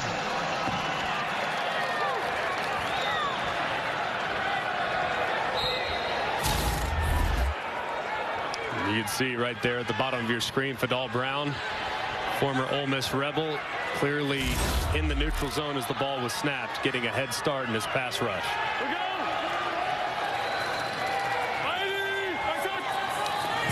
Opening drive of the half. Cone gets out of pressure. Flag down in the backfield. Joe Wallace, number 99, has been a load. Holding. Offense, number 66. 10-yard penalty. Second down.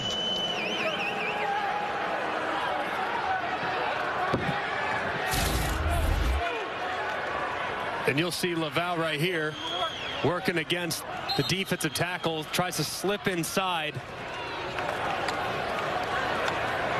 And just pulled down Joe Wallace. Yeah, completely. Save a life. You get beat either way. At least hang on as best you can before he gets into the backfield. Good penalty if there ever was one, I suppose. On 2nd and 15, they try to run it with Patrick, and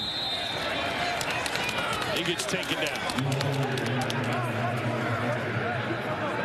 Earl Reed, drafted by the Lions in 2014 out of Princeton. First two-time first-team All-American Princeton in 2 decades when he was a senior. Oh, they're going to drop the house. Not bring the house, drop the house. 3rd and 16. The first down line is the 2. They're well covered. T.J. Vasher held well short. Javon Fuller the stop. Obviously not the result you want if you're San Antonio, but still, first drive to the second half. You get into a nice rhythm offensively. The holding penalty inside the 10 ultimately stymies the drive, but either way, walk away with points. You got to feel good about some of the adjustments you made at halftime. 28-yard attempt for Parker Romo.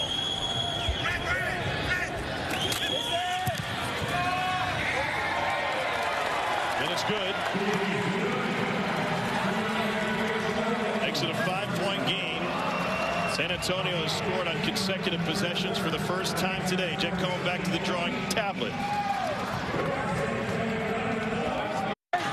Coach Williams, I saw you at halftime. You actually took the responsibility for a couple of calls in that first half. What did you want to change about how you're calling this game? Well, the big thing is this, is that a while ago, as I put one of our defensive ends out on a fire zone on that one long catch right there, he did a really good job. It was just a mismatch of a really good wide receiver on the defensive end. If I could get that call back, I'd change it. Plus, also, we got to get there when it takes that long, okay, to throw the ball down the field. So our rush in the fire zone needed to get there to help that young man that did a very good job with coverage. The big thing is we just got to continue to make them earn everything.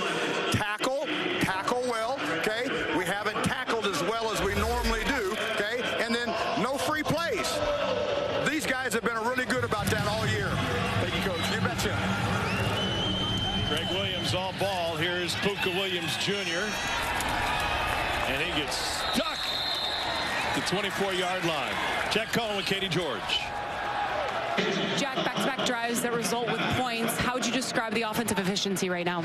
Yeah, I mean, we had an efficient last drive, just able to get the ball out quick, find the open spots, and just got to keep doing that. They bring a lot of pressure. What's the key to managing it? Just everyone's got to be on the same page. I think communication's huge for picking up pressure. Just receivers and O-line, knowing who's hot, knowing who's not. So that's the biggest thing. Thank you. Thank you.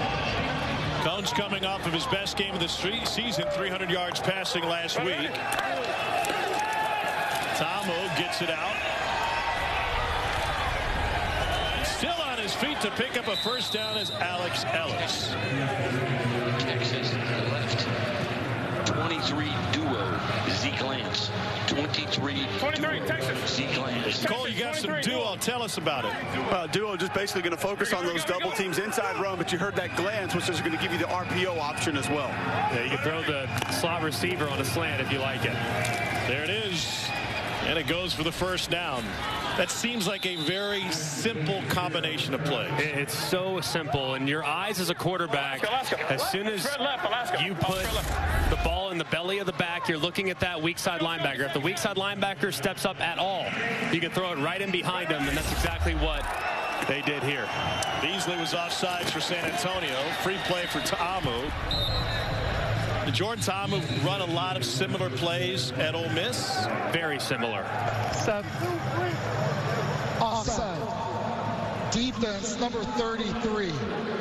5-yard penalty, first down. Ole Miss, of course, and Hugh Freeze. Of course, right here, you see the offside by Beasley led to a free play for DC. But Ole Miss and Hugh Freeze, most of their offense was predicated off of RPO, where there are 3 different options on every single play. Hand off to the running back, quarterback run, or throw it. He's excellent at feeling those zones. Huge gap for Abram Smith to run through. Picks up 11. Just a massive hole right here between the center, Ty Cleary, and the right guard, Liam Fornadell. Just a massive void there that Abe Smith's going to hit every time. Tamu on the run. Through the hands. Trying to get it to Puka Williams Jr. It's a good effort there by Puka Williams. Of course, running back in that situation. I know he's listed as a running back / wide receiver, but definitely has spent more time in the backfield than he has in the slot. Would have been a tough one for him to reel in. They released Raquel Armstead late this week. They added Cameron Harris at the running back position. Tamu on the run again. Through the hands of Chris Blair.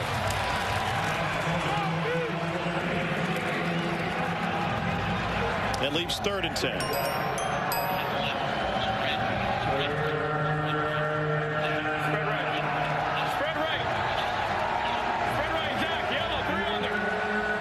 Every XFL game this weekend, the final week of the regular season with playoff implications.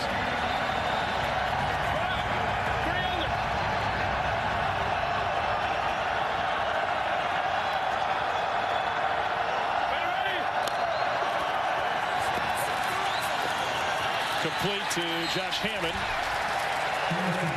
Hammond can scoot a little bit for good reason. His entire family loves old school roller skating. The 4 wheels, not the inline. Oh yeah, not the roller blades. Not the roller blades. This is like talking like disco era. That's right. Maybe do some limbo. There you go. You've been known to boogie in the roller rink a couple times, haven't you? No doubt. Best skater in my 5th grade class. 49-yard attempt for Matt McCray. Got the leg, and he's got the accuracy. And DC takes an 8-point lead. 4:43 remaining in the 3rd quarter. It's a must-win game for San Antonio against the best team in the XFL, and DC with the lead. ESPN's presentation of the XFL on ABC. We'll return after this message and a word from our ABC station.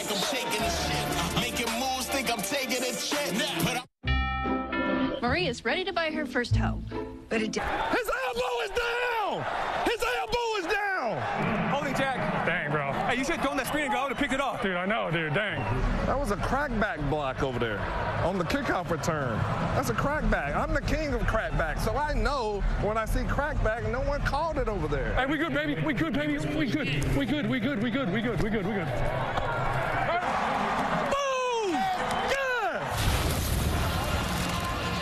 This is a high-stress situation, second half of a must-win game for Hines Ward. King of the crackback, self-proclaimed. He's definitely up. I mean, if I'm thinking like all-time great crackback blocks, he probably owns 3 or 4 of them. I mean, who would even be close second? He's like the king of crackback blocks. Honestly, Cole, like, I don't know if I could think of any. No, not like he did it. No. Especially the amount of times. Final week of the regular season. San Antonio needs to win today and an Arlington loss tomorrow to extend its season. Here's Fred Brown. Fred Brown popped at the 25. Sometimes I think with Hines Ward, when we watched him play growing up, Cole, and you are a diehard Steelers fan, so you get all starstruck every time we do a San Antonio game. But I think he was just born in the wrong body. Like, he's a defensive lineman. Oh, you know, that's really what he's a killer. Like, he was a defensive lineman that wants to just rip your heart out. He just was born to be a little bit smaller, so he had to revert to quarterback / wide receiver, and it played it beautifully. Here's Hilliman. Would you agree with that, Cole? Absolutely. Well, it was interesting before the game. He told us why they picked up Nick Holley at wide receiver. Played running back, quarterback, wide receiver, return kicks at Kent State, and said, it's a football player. Guy's just a football player. And you think about how specialized we've become in almost all sports these days, positions, certain things that you do at a certain position. That's what Hines was to me, man. I played against him when I was at Auburn. He was at Georgia. The dude was just a football player at the end of the day. He's a lot younger than you. I don't know what do you mean? He's way younger than you. Actually older. 2nd and 7. Cone has showed some real poise in this game. He hooks up with Landon Akers. Picks up a first down in a gain of 17. So Akers is starting to have a day now. I mean, those little quick underneath throws, he knows exactly where he needs to be, and Cone has clearly developed a rapport with him on some of the underneath option routes. They're going to continue to hit that over and over again if Greg Williams continues to bring the heat. Season high 88 yards for Akers. Cone looking for Alize Mack, this tight end. And the former Domers hook up here, and Mack with his stiff arm picks up a first down. Let's go floss left. 269 stick. Geronimo fires on. Geronimo. 269 fires on. Geronimo. They have 12 personnel. Geronimo. You're going to have stick right here. That's where you should go against a fire zone. Indeed, Mack inside the sideline to pick up another first down. Why is that where you want to go? Because if you throw a slant, especially with guys dropping out underneath it, fire zone means guys are dropping out underneath it. Now, you can throw into the pressure if you want, but if you have pressure occasionally working the outbreakers where you can immediately jump leverage, there's not going to be any trash out there, is where you want to go with the football. You can get surprised by throwing an in-breaker against a drop end. Here's Akers again. And he gets flipped down. There's a flag on the play. Dula Kelly. He's mass 24. Where'd the run in? Jay, what do you have? The 30, so we're going to go 15 yards at a 15 auto first. Number, one more time. 24. Personal foul, face mask, defense number 24. 15-yard penalty, automatic, first down. As you can see, Kelly on the outside, grabbed the face mask right there, continues to hold on to it. Makes a nice play, but unfortunately that hand got up a little too high. He gets penalized yet again.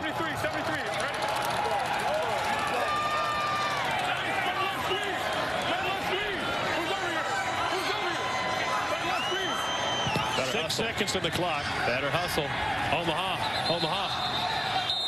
And they'll use the timeout. Why they can't get lined up right? What are y'all can't hear?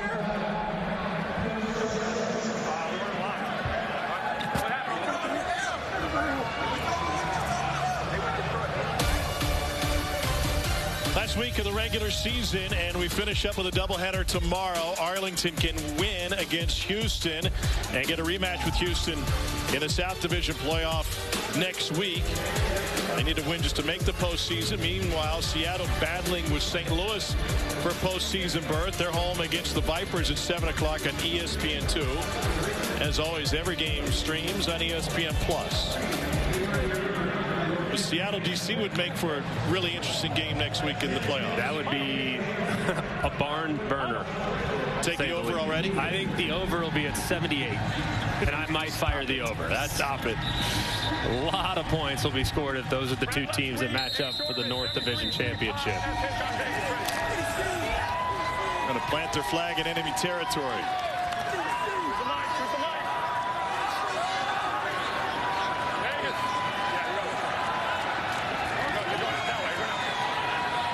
It's Hilliman, the running back. There he goes. Cone steps up, stumbles, gains 3.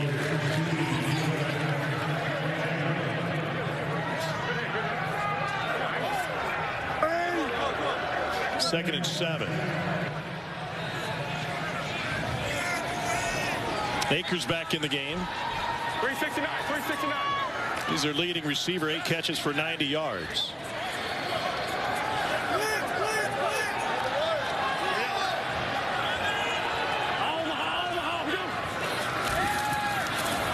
Going the other way, man coverage, jump ball, batted away. Kelly knocked it out of Vasher's hands. That'll make up for the face mask. Really well defended here. Playing them off and inside. Playing man coverage, but still keeping your eyes in the backfield. Tracking the ball completely. A lot of contact, but high pointing it nicely. As you can see, the official standing right there at the front pylon. Doesn't see that hand on the back of Vasher. That was well defended. Talking to 88, Alizé Mack. Saying, if they all blitz, I'm coming to you. Instead, they drop 8. Cone goes the other way. That's Akers, and he squeezes forward. Pardon me, it's Nick Holley, and he's just short of the goal line. First and goal coming for San Antonio. Trailing by 8. Remember, 8 points makes it a 1-score game. That looked like Hines Ward right there. I mean, just getting low, getting skinny, getting vertical immediately, and stretching as far as you possibly can. Pick up the first down, but just short of the end zone. Dome's about to get rowdy if they can punch it in. Hilliman in. Touchdown, San Antonio.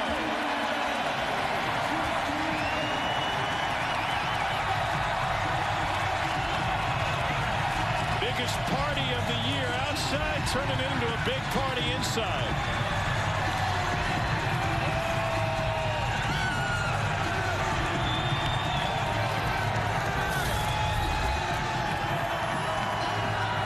Great surge, play side, and continuing to drive. Hilliman has really run angry all day today, refusing to be denied. Back to back right, 76 going next left player on Vegas. Ready?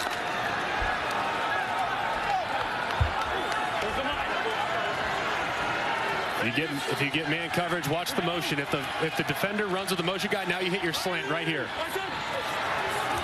Cone looking for him. Threw it late, intercepted. Or at least broken up by Fuller.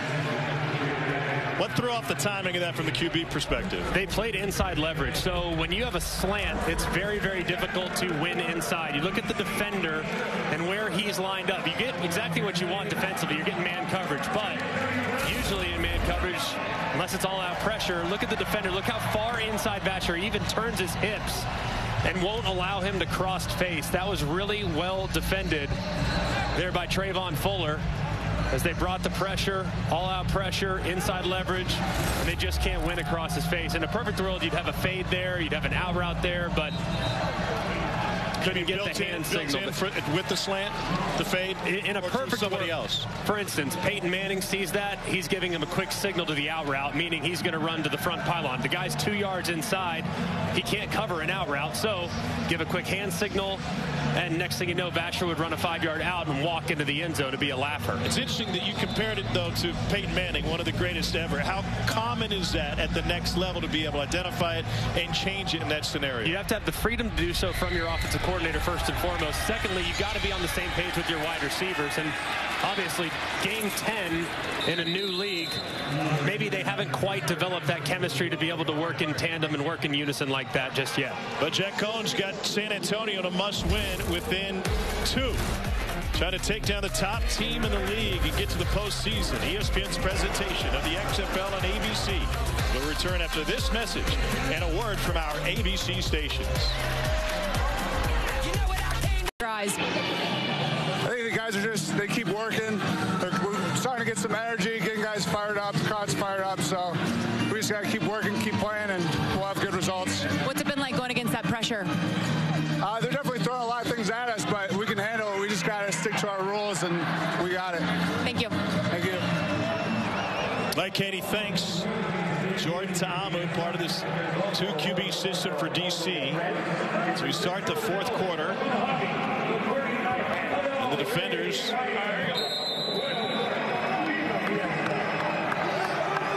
holding on to a 2-point lead. Derek King is the second quarterback they use. We'll hear from him in just one moment.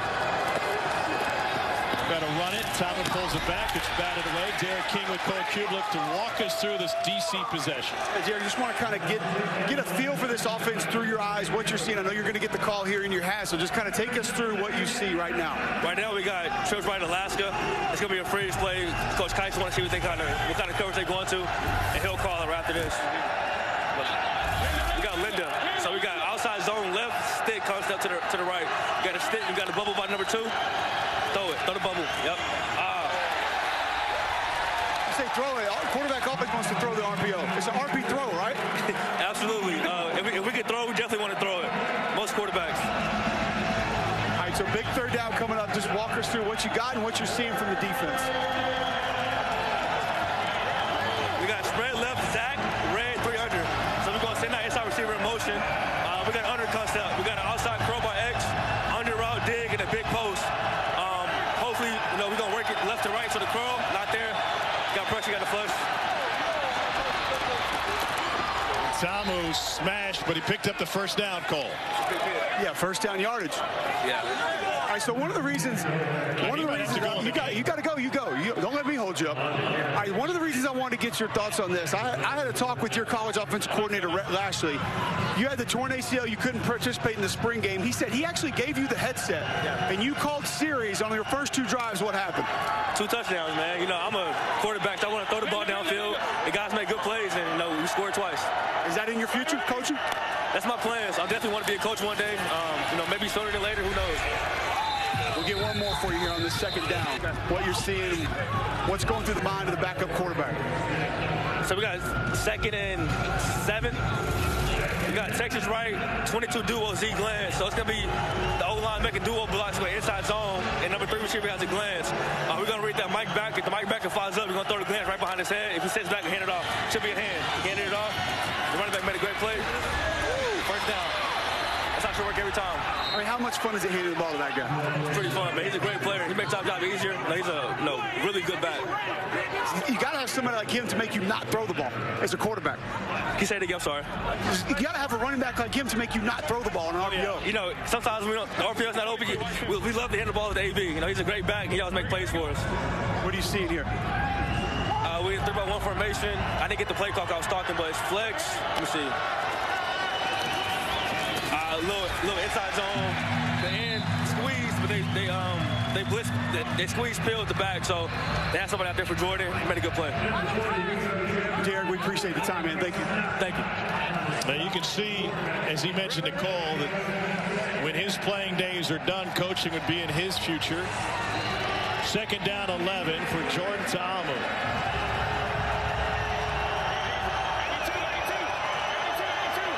They've been leaning on Abram Smith, the leading rusher in the league. Ta'amu delivers, and it's taken away. Luke Barku pulled it right off his shoulder pads. Barku didn't lost the football again. Teddy Adewuse covers it up. Another huge play for the San Antonio defense. Carnage on the field in the Alamo Dome.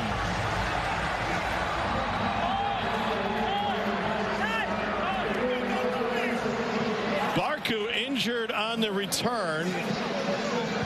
He's not the only Brahma down. Sean Williams is also injured. In this game, one at the end of the half and one here at the beginning of the 4th quarter, where San Antonio has seized momentum. They cashed in the first half. Can they do it here to take the lead? Luke Barku interception. And Jack Cohn in the offense. Big opportunity. What's been working well for him today? Quick passing game. They've done a really good job here in the second half, getting the ball out of Jack Cohn's hands quickly. That stick dragging again. This time you got man coverage. You might be able to work the slant up top. Cohn picks up the first down. That's TJ Vasher in a gain of 13. Vasher's been a different guy too. Had the drop, critical drop earlier in the game, but man, he's come alive here in the second half. Him along with Akers and with Nick Hawley, they've really found something in the passing game. Who's the mic? Ron, Vegas. We go. Whitey, my son. Another quick release. This is Deion Yelder. Jimmy Johnson's calling a whale of a game. Let's go. Double left close. Stay nickel. Double left close. 77. Stick cup. Double left close. 77. Stick cup. 77 on Vegas. Ready. You good? You know what you got? Cone in the second half is nearly perfect. What are you, Luke? Who's the mic? Lamed up. Vegas. We go. He's 13 of 14 for 123 yards. Maybe 14 of 15. Back to Yelder. They've run that concept over and over again. It's just a standard stick. You got one guy out in the flat, one guy that's going to run 5 yards and stop right on the point. And every time they get in zone coverage, you just pound that stick. And they have yet to find an answer for it defensively. Vegas, we go. Whitey, my son. Cone has all day. Works it to the edge, and Travis Toivonen with his first catch of the game. Barku out of the 10. Katie, what do you got? Well, Luke's heading to the locker room after taking that big hit on the interception fumble that ensued. He said he thought that he passed the concussion protocol test, but as you guys know, these guys are competitors. The athletic training staff has stepped in and said, hey, we got to protect you from yourself. Head to the locker room. It's a big piece missing from the secondary for San Antonio. On 2nd and 5, two guys same spot. It's Vasher with the catch and the first down. 18-yard pickup for number 18, TJ Vasher. This was really nicely done. Good timing. 3-step, 2 hitches right on Vasher, the big body who's got some separation on the curl. He gets upfield, and the Brahmas are knocking on the door as Jack Cone continues to stand in there under immense pressure from Greg Williams and this DC defense. They're getting fired up. They're throwing them back. They need a win to keep going. Remember, San Antonio will host the XFL Championship. Incomplete, a hair behind Patrick. They need a win and an Arlington loss.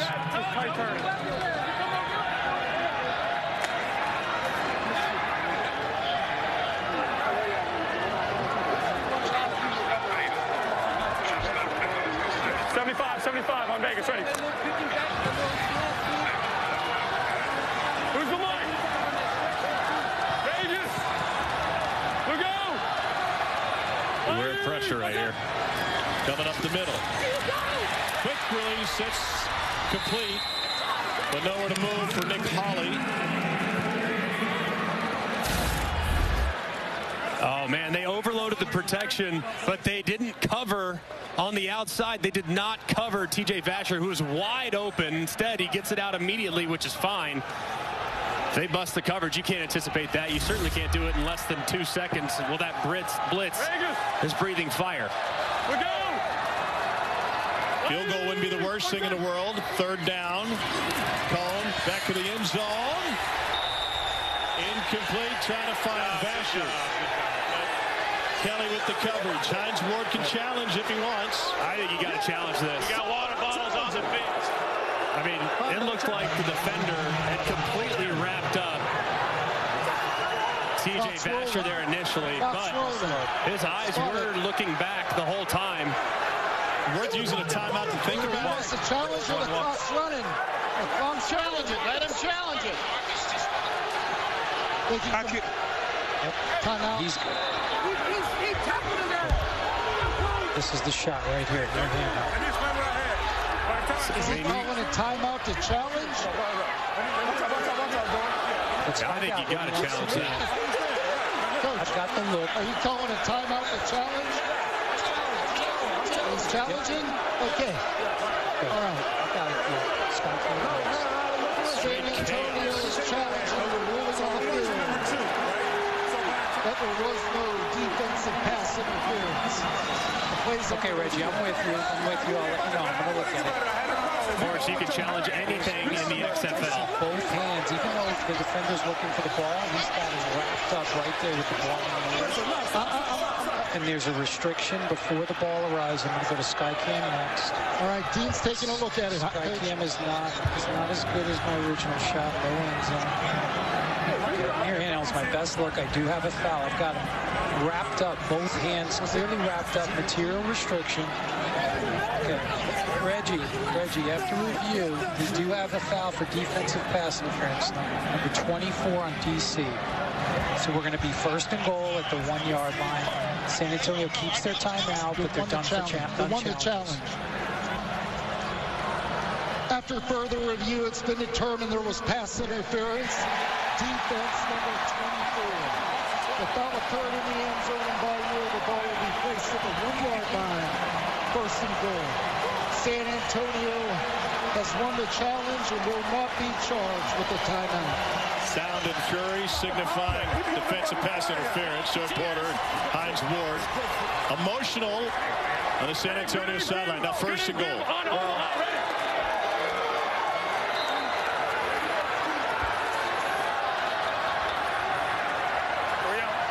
Patrick in a running back.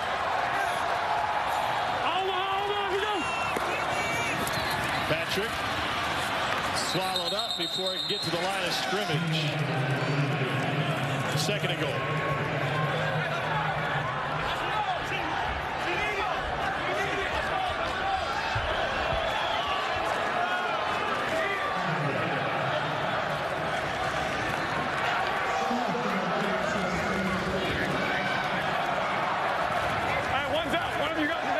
They've been pass heavy, but now they're at the 4 yard line. 60 bucks, stand on Vegas, ready.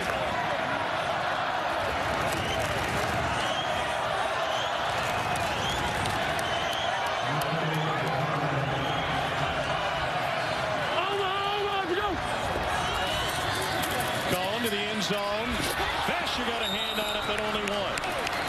Third and goal coming up.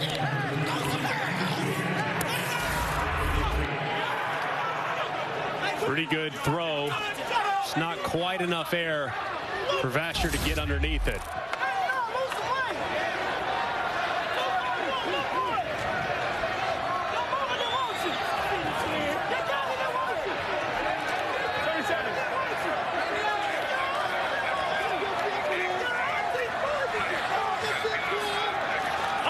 Play clock at 2. Same spot, flag, bobbled and incomplete. They're attacking him through to Kelly. He's bound about 500 in coverage. Offside. Defense, number 17. Half the distance to the goal. Third down. Devin Bellamy. You can see him just a little bit early there as the ball is snapped into the neutral zone. Vasher still one that he should have reeled in. DC's going to run back the same play call. Let's go, get set. See if San Antonio repeats the same play call. Take a run to the right here. Patrick bottled up. First through. He is in. Touchdown, San Antonio. Brahmas' first lead of the game comes at 5:15 to play.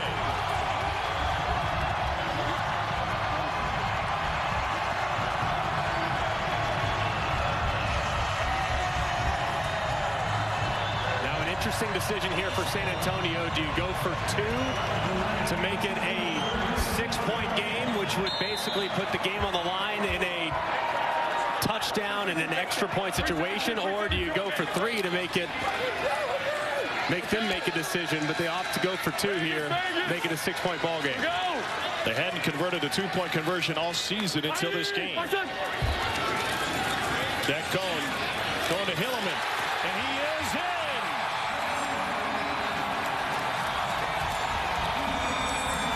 Fiesta in San Antonio. Hilleman makes it a 6-point lead.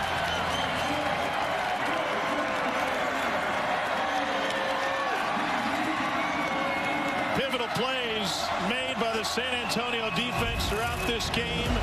Luke Barco took the ball away from DC. And that set up this touchdown drive. Zacchaeus Patrick ran it in through traffic.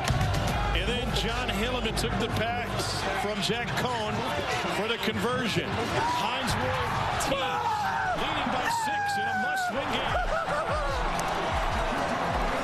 The end zone. Yeah, it felt great. Just get that touchdown from my team, man. We needed this. We know we need this game. We're putting it all on the line, and we got to get this win, man. Just doing whatever it takes to get the team win. You guys were down by 16 at one point. What's led to this turnaround? We got nothing to lose. We just come out here and fight, and we were resilient. We was down in a situation last week, and we knew we could make a comeback. We knew we got the potential to be where we could be. We're supposed to be the best team in the league, and we're right there. We just got to finish it out right here. Thank you. Luka Williams grabbed it on a hop. Somehow that ball stayed in bounds. We do have a flag, though, on the far sideline. That was very close. From way over here, it looked like it bounced beyond the 20. It did. Yes, it did. That's cleaned up. We got leaving early. Okay, so a foul for Team B leaving early. I took my eyes off and checked the ball now. Both teams moved early. Okay. Can offset that. Can't move until the ball is touched by the return man. Spot. All right. I've seen a ball take multiple hops like that in the league this year. Both teams during the kickoff, they're moving early. Illegal formation by the receiving team. Illegal formation by the kicking team. The foul's offset. It's 1st and 10 at the dead ball spot. And so, Greg, now the best offense in the league, the best running team, the DC Defenders, have 5-11 to make up a 6-point deficit. Doesn't seem out of their reach. No, and they've been cooking offensively for the most part. It's been self-inflicted mistakes. A couple of interceptions, one great play by Luke Barku a second ago. But now Luke Barku, you can make a case, one of the better defenders in the league in the back end. He's out. So you would anticipate them challenging the backup corner that's in for the Brahmas right now. That's Kema Severan. They swing it out to Abram Smith. He gets turned inside. No gain. And now the crowd here in the Alamo Dome getting into this game and helping feed the Brahmas energy.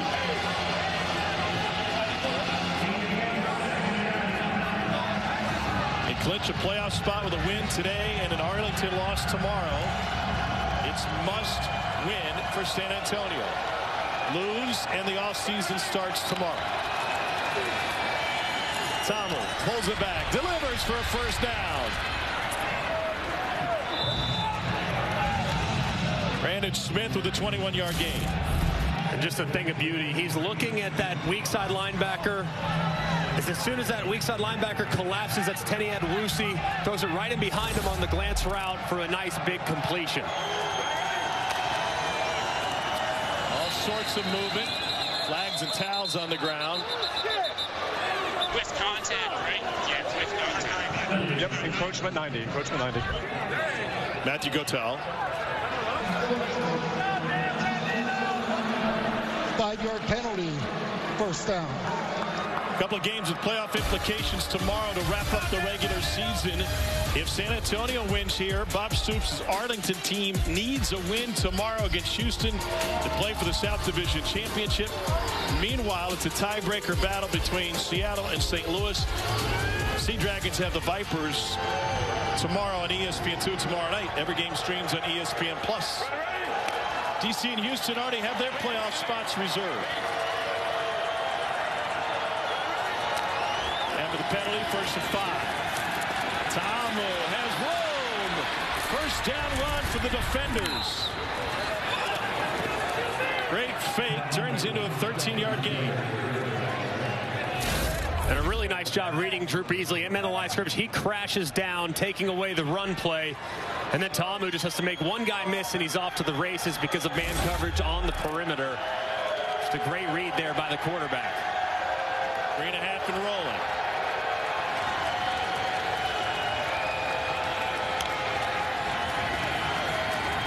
Tomu going down the sideline. Jump ball 1 and a first down by Jazz Ferguson. 6'5" Jazz Ferguson with a 27-yard catch. And challenging the backup corner in Kemos Sivaran.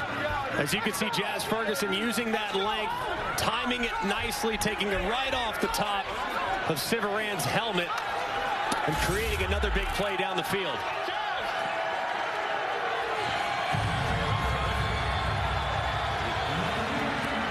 First and goal for DC, looking to reclaim the lead on the road. And Reggie Barlow got to use a timeout here, something he didn't like. Play clock was getting awfully late.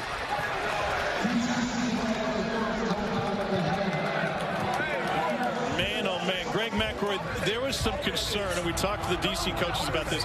Just natural human tendency. DC with nothing to play for today. That maybe they took their foot off the gas a little bit, lay off the throttle going into the playoffs. Coaching staff insisted, we want to win, we want to play well, we want to hit the playoffs on a high note. They're giving all the effort today. Yeah, they are. They came out of the gates just absolutely on fire. Felt like at that point they kind of exhaled, kind of breathed a sigh of relief, which allowed San Antonio to create a couple mistakes, which allowed them to climb back into the game and ultimately take the lead. But here, as you can see, DC will probably tell themselves this when they get back tomorrow and watch the tape. They've been their own worst enemy with some of their own self-inflicted mistakes. So here with an opportunity to steal one, even though they haven't played their best football today.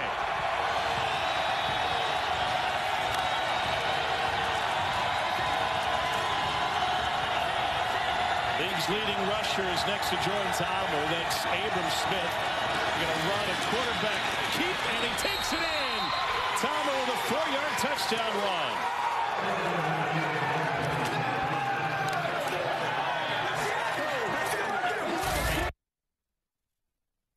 And a great block out in front by Abe Smith. You see him at the point of attack going and cutting the end man on the line of scrimmage, Downey. That allows Ta'amu to make a decision. Instead of trying to get to the perimeter, he cuts it up inside where there's plenty of space. And he calls his own number for the touchdown. What's interesting here, though, I don't know why DC is going for 2. In order to take the lead, all you got to do is go for 1. So maybe liking their odds a little bit better from the 5-yard line. They've only gone for 1 once this season. Meanwhile, they nailed that one, so they're batting 1,000 on 1-point conversions. They're only hitting on 50% of the 2-point conversion. And knowing that they sliced right through San Antonio's defense a second ago running the football, I'm just surprised because a 2-point lead gives you nothing. I mean, it's still a field goal wins it for the Brahmas. So there you go.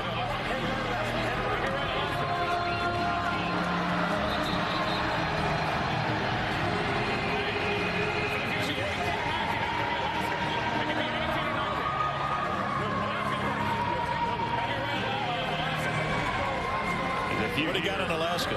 Alaska's freeze. So you think Alaska, it's very, very cold up there. Never been there. So I'm assuming it's cold. That's just an assumption. But freeze. You go up to line of scrimmage, you freeze. Alaska means no play whatsoever. You take a picture, and then it sounds like they're going to go with the exact same play they just scored on, 18, which is a quarterback sweep. So we'll see whether or not they call 18 or 19 based on the look they get when they go with the Alaska.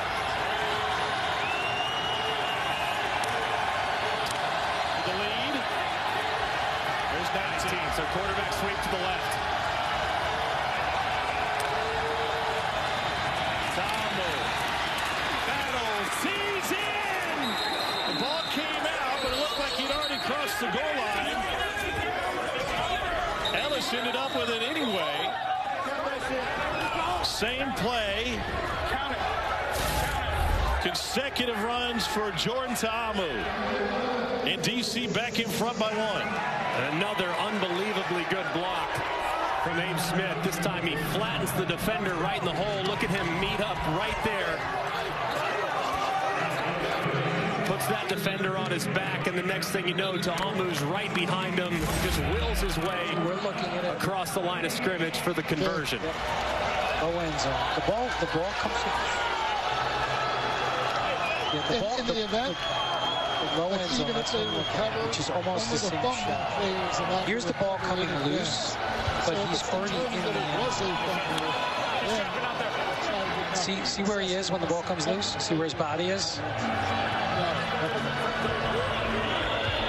Correct. He's over. And Reggie, we are clear. The ball came loose, but after it had broken the plane of the goal. There you go.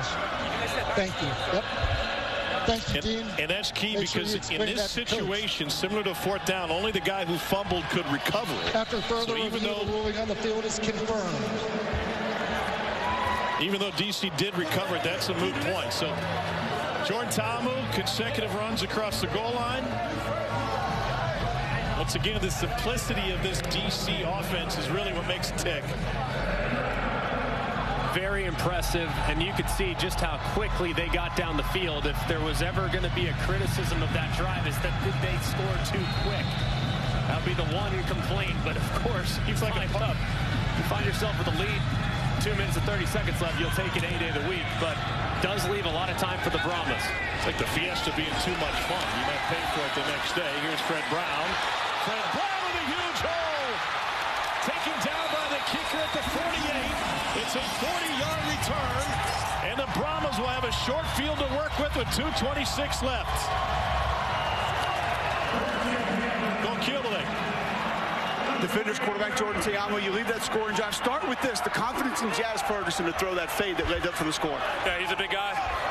We worked it all week in practice and, gave him a chance. He came down and made a play with it. Back-to-back Q runs. Was that the play that you wanted? Yeah, that's the play. We practiced all week.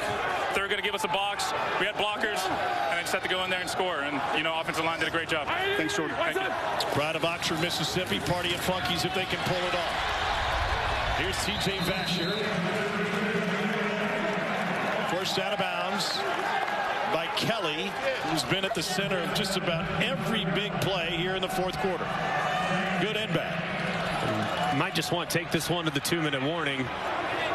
You're only 10 yards away from being in John Parker Romo's field goal range. He's got a big leg and is hit from deep earlier this year on multiple occasions. So you're already in a really good spot offensively because of the Fred Brown kick return. Romo trying to stay loose as we hit the 2-minute warning. San Antonio looking to come from behind again and a 2nd and 3 when we return to the Alamo Dome. No more my bads, no more my mistakes. No, we got to be flawless, man. We got one more half. Give me all you got. Come on now. Finish on 3. It's time for us to win a game now, all right? It's time for us to win a game. Let's go. Let's go. Come on.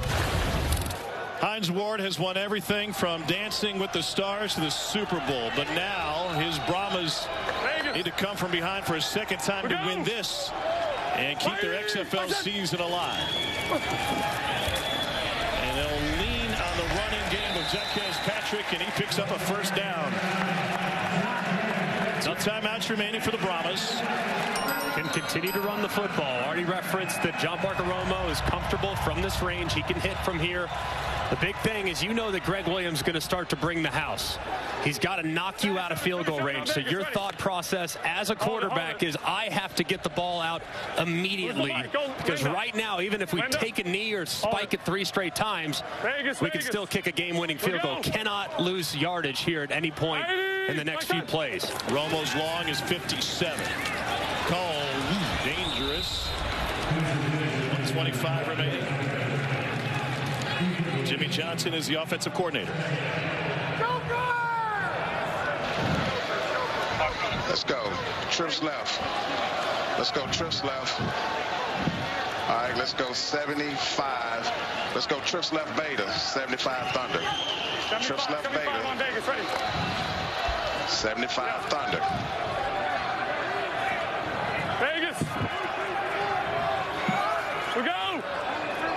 DC not showing pressure here. Cone delivers to Patrick. Greg Williams, defensive coordinator for DC, trying to strip it.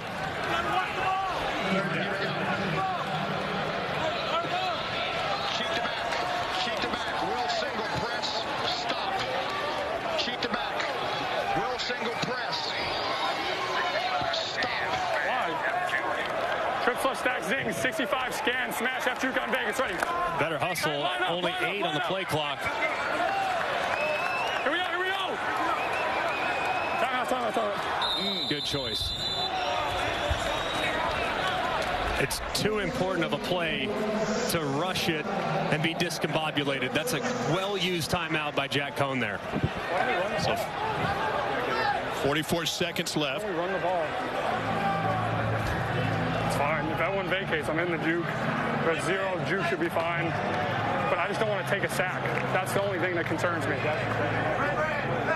And I understand that on a juke play, too. That's going to take a half second to develop. I don't like juke knowing that Greg Williams might bring the house. I understand his concerns.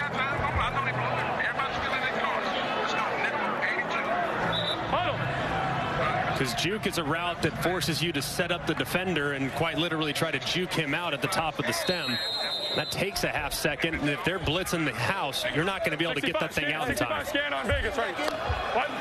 Yeah. No. You're going to have the slam. You're going to have the drag. You're going to be in drag. You're going to be in protection now. Let's go, Vegas. Talking to Patrick. Talking to the back saying, you worry about your protection. Don't worry about your route. Here they come. Cohn on 3rd and 5. Unloads. Deep ball, and he overthrows T.J. Vasher.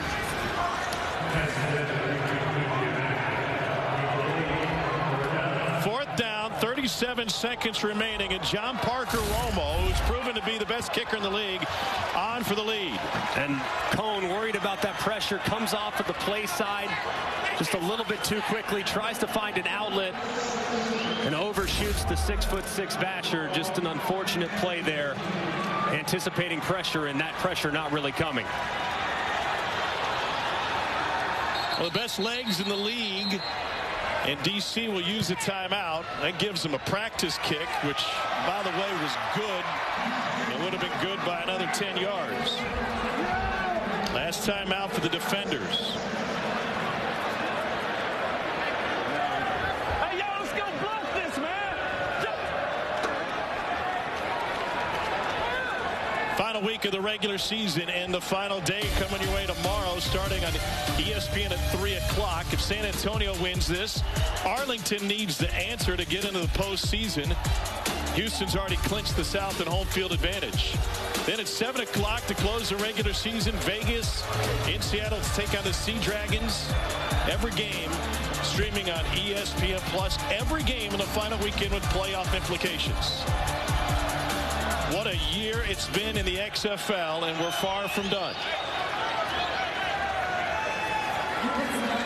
Romo's got a huge leg. He hit from 62 in warm-ups today.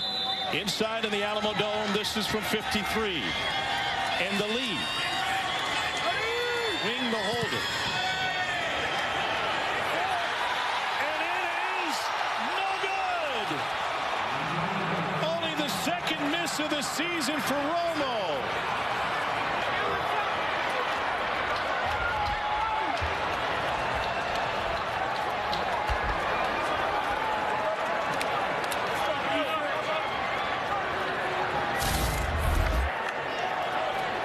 Good snap, good hold. Ball starts on line and then just stays a little bit wide to the right. You think it's going to draw right inside that right upright. It just doesn't go. Romo's bailed them out so many times this year. They wouldn't be in this position without him. Just an unfortunate miss there from one of the most reliable kickers in the XFL. What a battle between DC and San Antonio. Romo being comforted by his teammates. That kick could have pushed him to the postseason.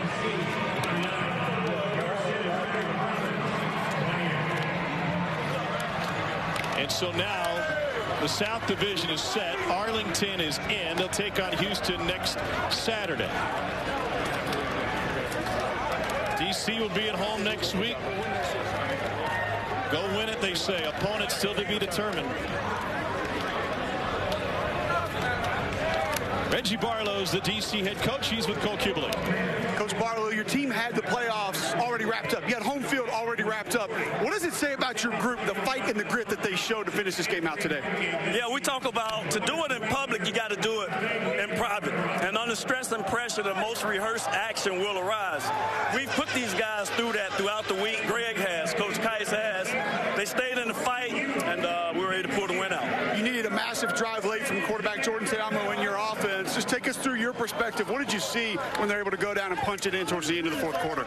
Surely we're going to lose Ta'amu to the NFL, right? I'm almost positive we will. But what a guy. What a player. What an awesome guy. Made plays with his legs, made plays with his arm. Our offensive line did a wonderful job for those guys, and I'm really proud of these guys. They stayed in it. Whereas opportunity nowhere turned to opportunity is now here. Proud of them. Coach, best news for you. If that happens, you got De'Aaron King. Blessed is what it's called. Blessed, right? But we want what's best for these guys. Really proud of both of them. They play the game the right way. And the reason why this worked for us is they care about each other, and they care about each other's success. So we'll take it. Proud of these guys for the win, and time to move on. Thank you, Coach. Thank you. 29-28 is the final. You heard him talking about Jordan Ta'amu. Jordan's with Katie now. He's getting his hugs. Jordan, heck of a victory. What impressed you most about your team's performance? You know, the never quitting in them, and you know, continuing trusting our offense and trusting each other. You know, we had a roller coaster up and down this year, but glad we came out with this victory. You guys could have let off the gas a little bit because you didn't have much to play for today because you'd already locked up what you got going in the playoffs. What do you think that it says about the resilience of this team, just the back and forth nature of this game? I mean, it was amazing. I mean, both teams fought hard. You know, the Brahmas, San Antonio is a good team, good defense, and they fought all the way to the end. We knew it wasn't going to be easy, but we wanted to go in this, focus on the details, and win this game to help us next week in the playoffs. You head home to D.C. for the semifinals of the playoffs. Why is this team capable of winning an XFL championship? You know the fight in us. You know, all of us, we're all great players. All of us deserve a chance in the NFL. All of us deserve a chance just to play and be on TV and, you know, play in front of our family. So, you know, everyone's done a great job, and I'm just so excited, super happy for our team. I think we're going to win this whole thing.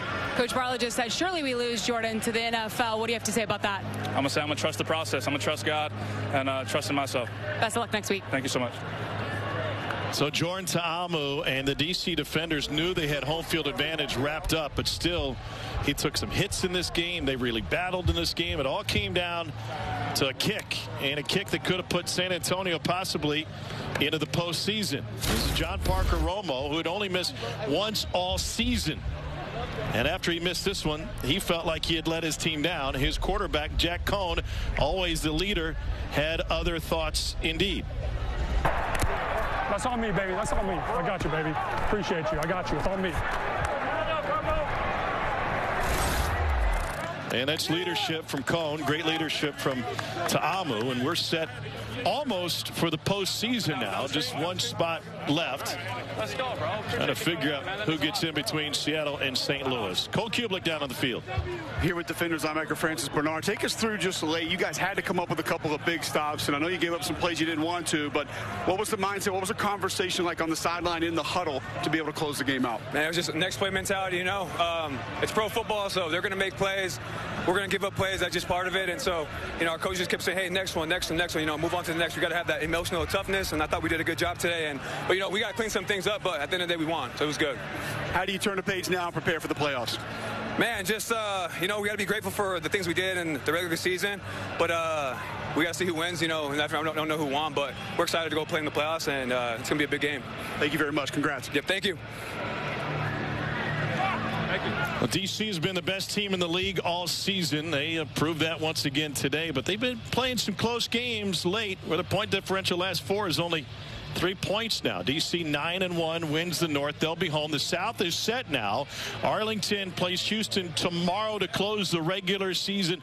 Nothing to lose for either team. They'll match up again a week Saturday, a week from today, to determine the South Division Championship. That's Saturday, 7 o'clock Eastern in Houston. The North Division Championship will be at Sunday, 3 o'clock Eastern on ESPN at Audi Field. And D.C. still waiting to see who their opponent will be for that one. You can get tickets for the championship. Go to xfl.com/tickets with prices starting at just $25. Championship game right back here May 13th in San Antonio. What a win for D.C. in a back-and-forth affair. Maybe the best game of the season postseason in the XFL after we saw the highest scoring game in XFL history before us in St. Louis. And, Greg, what really impresses me about DC's effort today, they could have just laid down. Yeah. They had everything already in the bank with home field advantage for next week, but they really fought hard. But the message from Reggie Barlow, the entire staff, was we want some momentum going into the postseason, and they created it. Look, if you look at the performance, they were the better team today. Now, San Antonio battled, man. They played their hearts out, and they made plays. But the reason why they were able to make some plays is because DC really kind of allowed them to get back in the game. A couple of big interceptions by the Brahmas defense kind of changed the momentum and allowed them to surge forward. But DC, when they're playing their best football, nobody's touching them, that's for sure. Let's talk postseason for just one moment. DC will either get Seattle or St. Louis. Who matches up better with the defenders? You're going to have to play extremely well in the front seven defensively. And one thing that I've seen from both those two teams, they've been a little bit hit or miss on defense. Now, you want quarterback fireworks? You got unbelievable fireworks with A.J. McCarron in St. Louis. You got terrific potential playmaking with Ben DiNucci out of Seattle. So I think if I had to pick one, it'd probably be St. Louis, just because they're not as mistake-prone as Seattle has been as times this year. But either team, I think, has the firepower to do it, but it certainly won't be easy. You would pretend it's gonna go over your head. Point differential just about the same between the two opponents, and DC swept them both. Didn't lose the game in division. What a weekend in the XFL. Mahalo to Jordan Ta'amu. He and the defenders will play on. They'll be at home next week at Audi Field. Cannot wait for that scene in our first trip to our nation's capital, as DC will try to punch its ticket to return to San Antonio in the XFL championship. So for Katie George, Cole Kulik, Greg McElroy, our fantastic crew here in San Antonio, what a thriller. DC and San Antonio crushed the over. They finish 29-28 tomorrow. First game of the day is on ESPN. Houston and Arlington, and the first of two consecutive matchups between those two. DC comes behind not once but twice. The defenders pull off a 29-28 victory thanks to a missed kick at the end. Coming up next is ABC World News tonight on your local news over most of these ABC stations. Have a great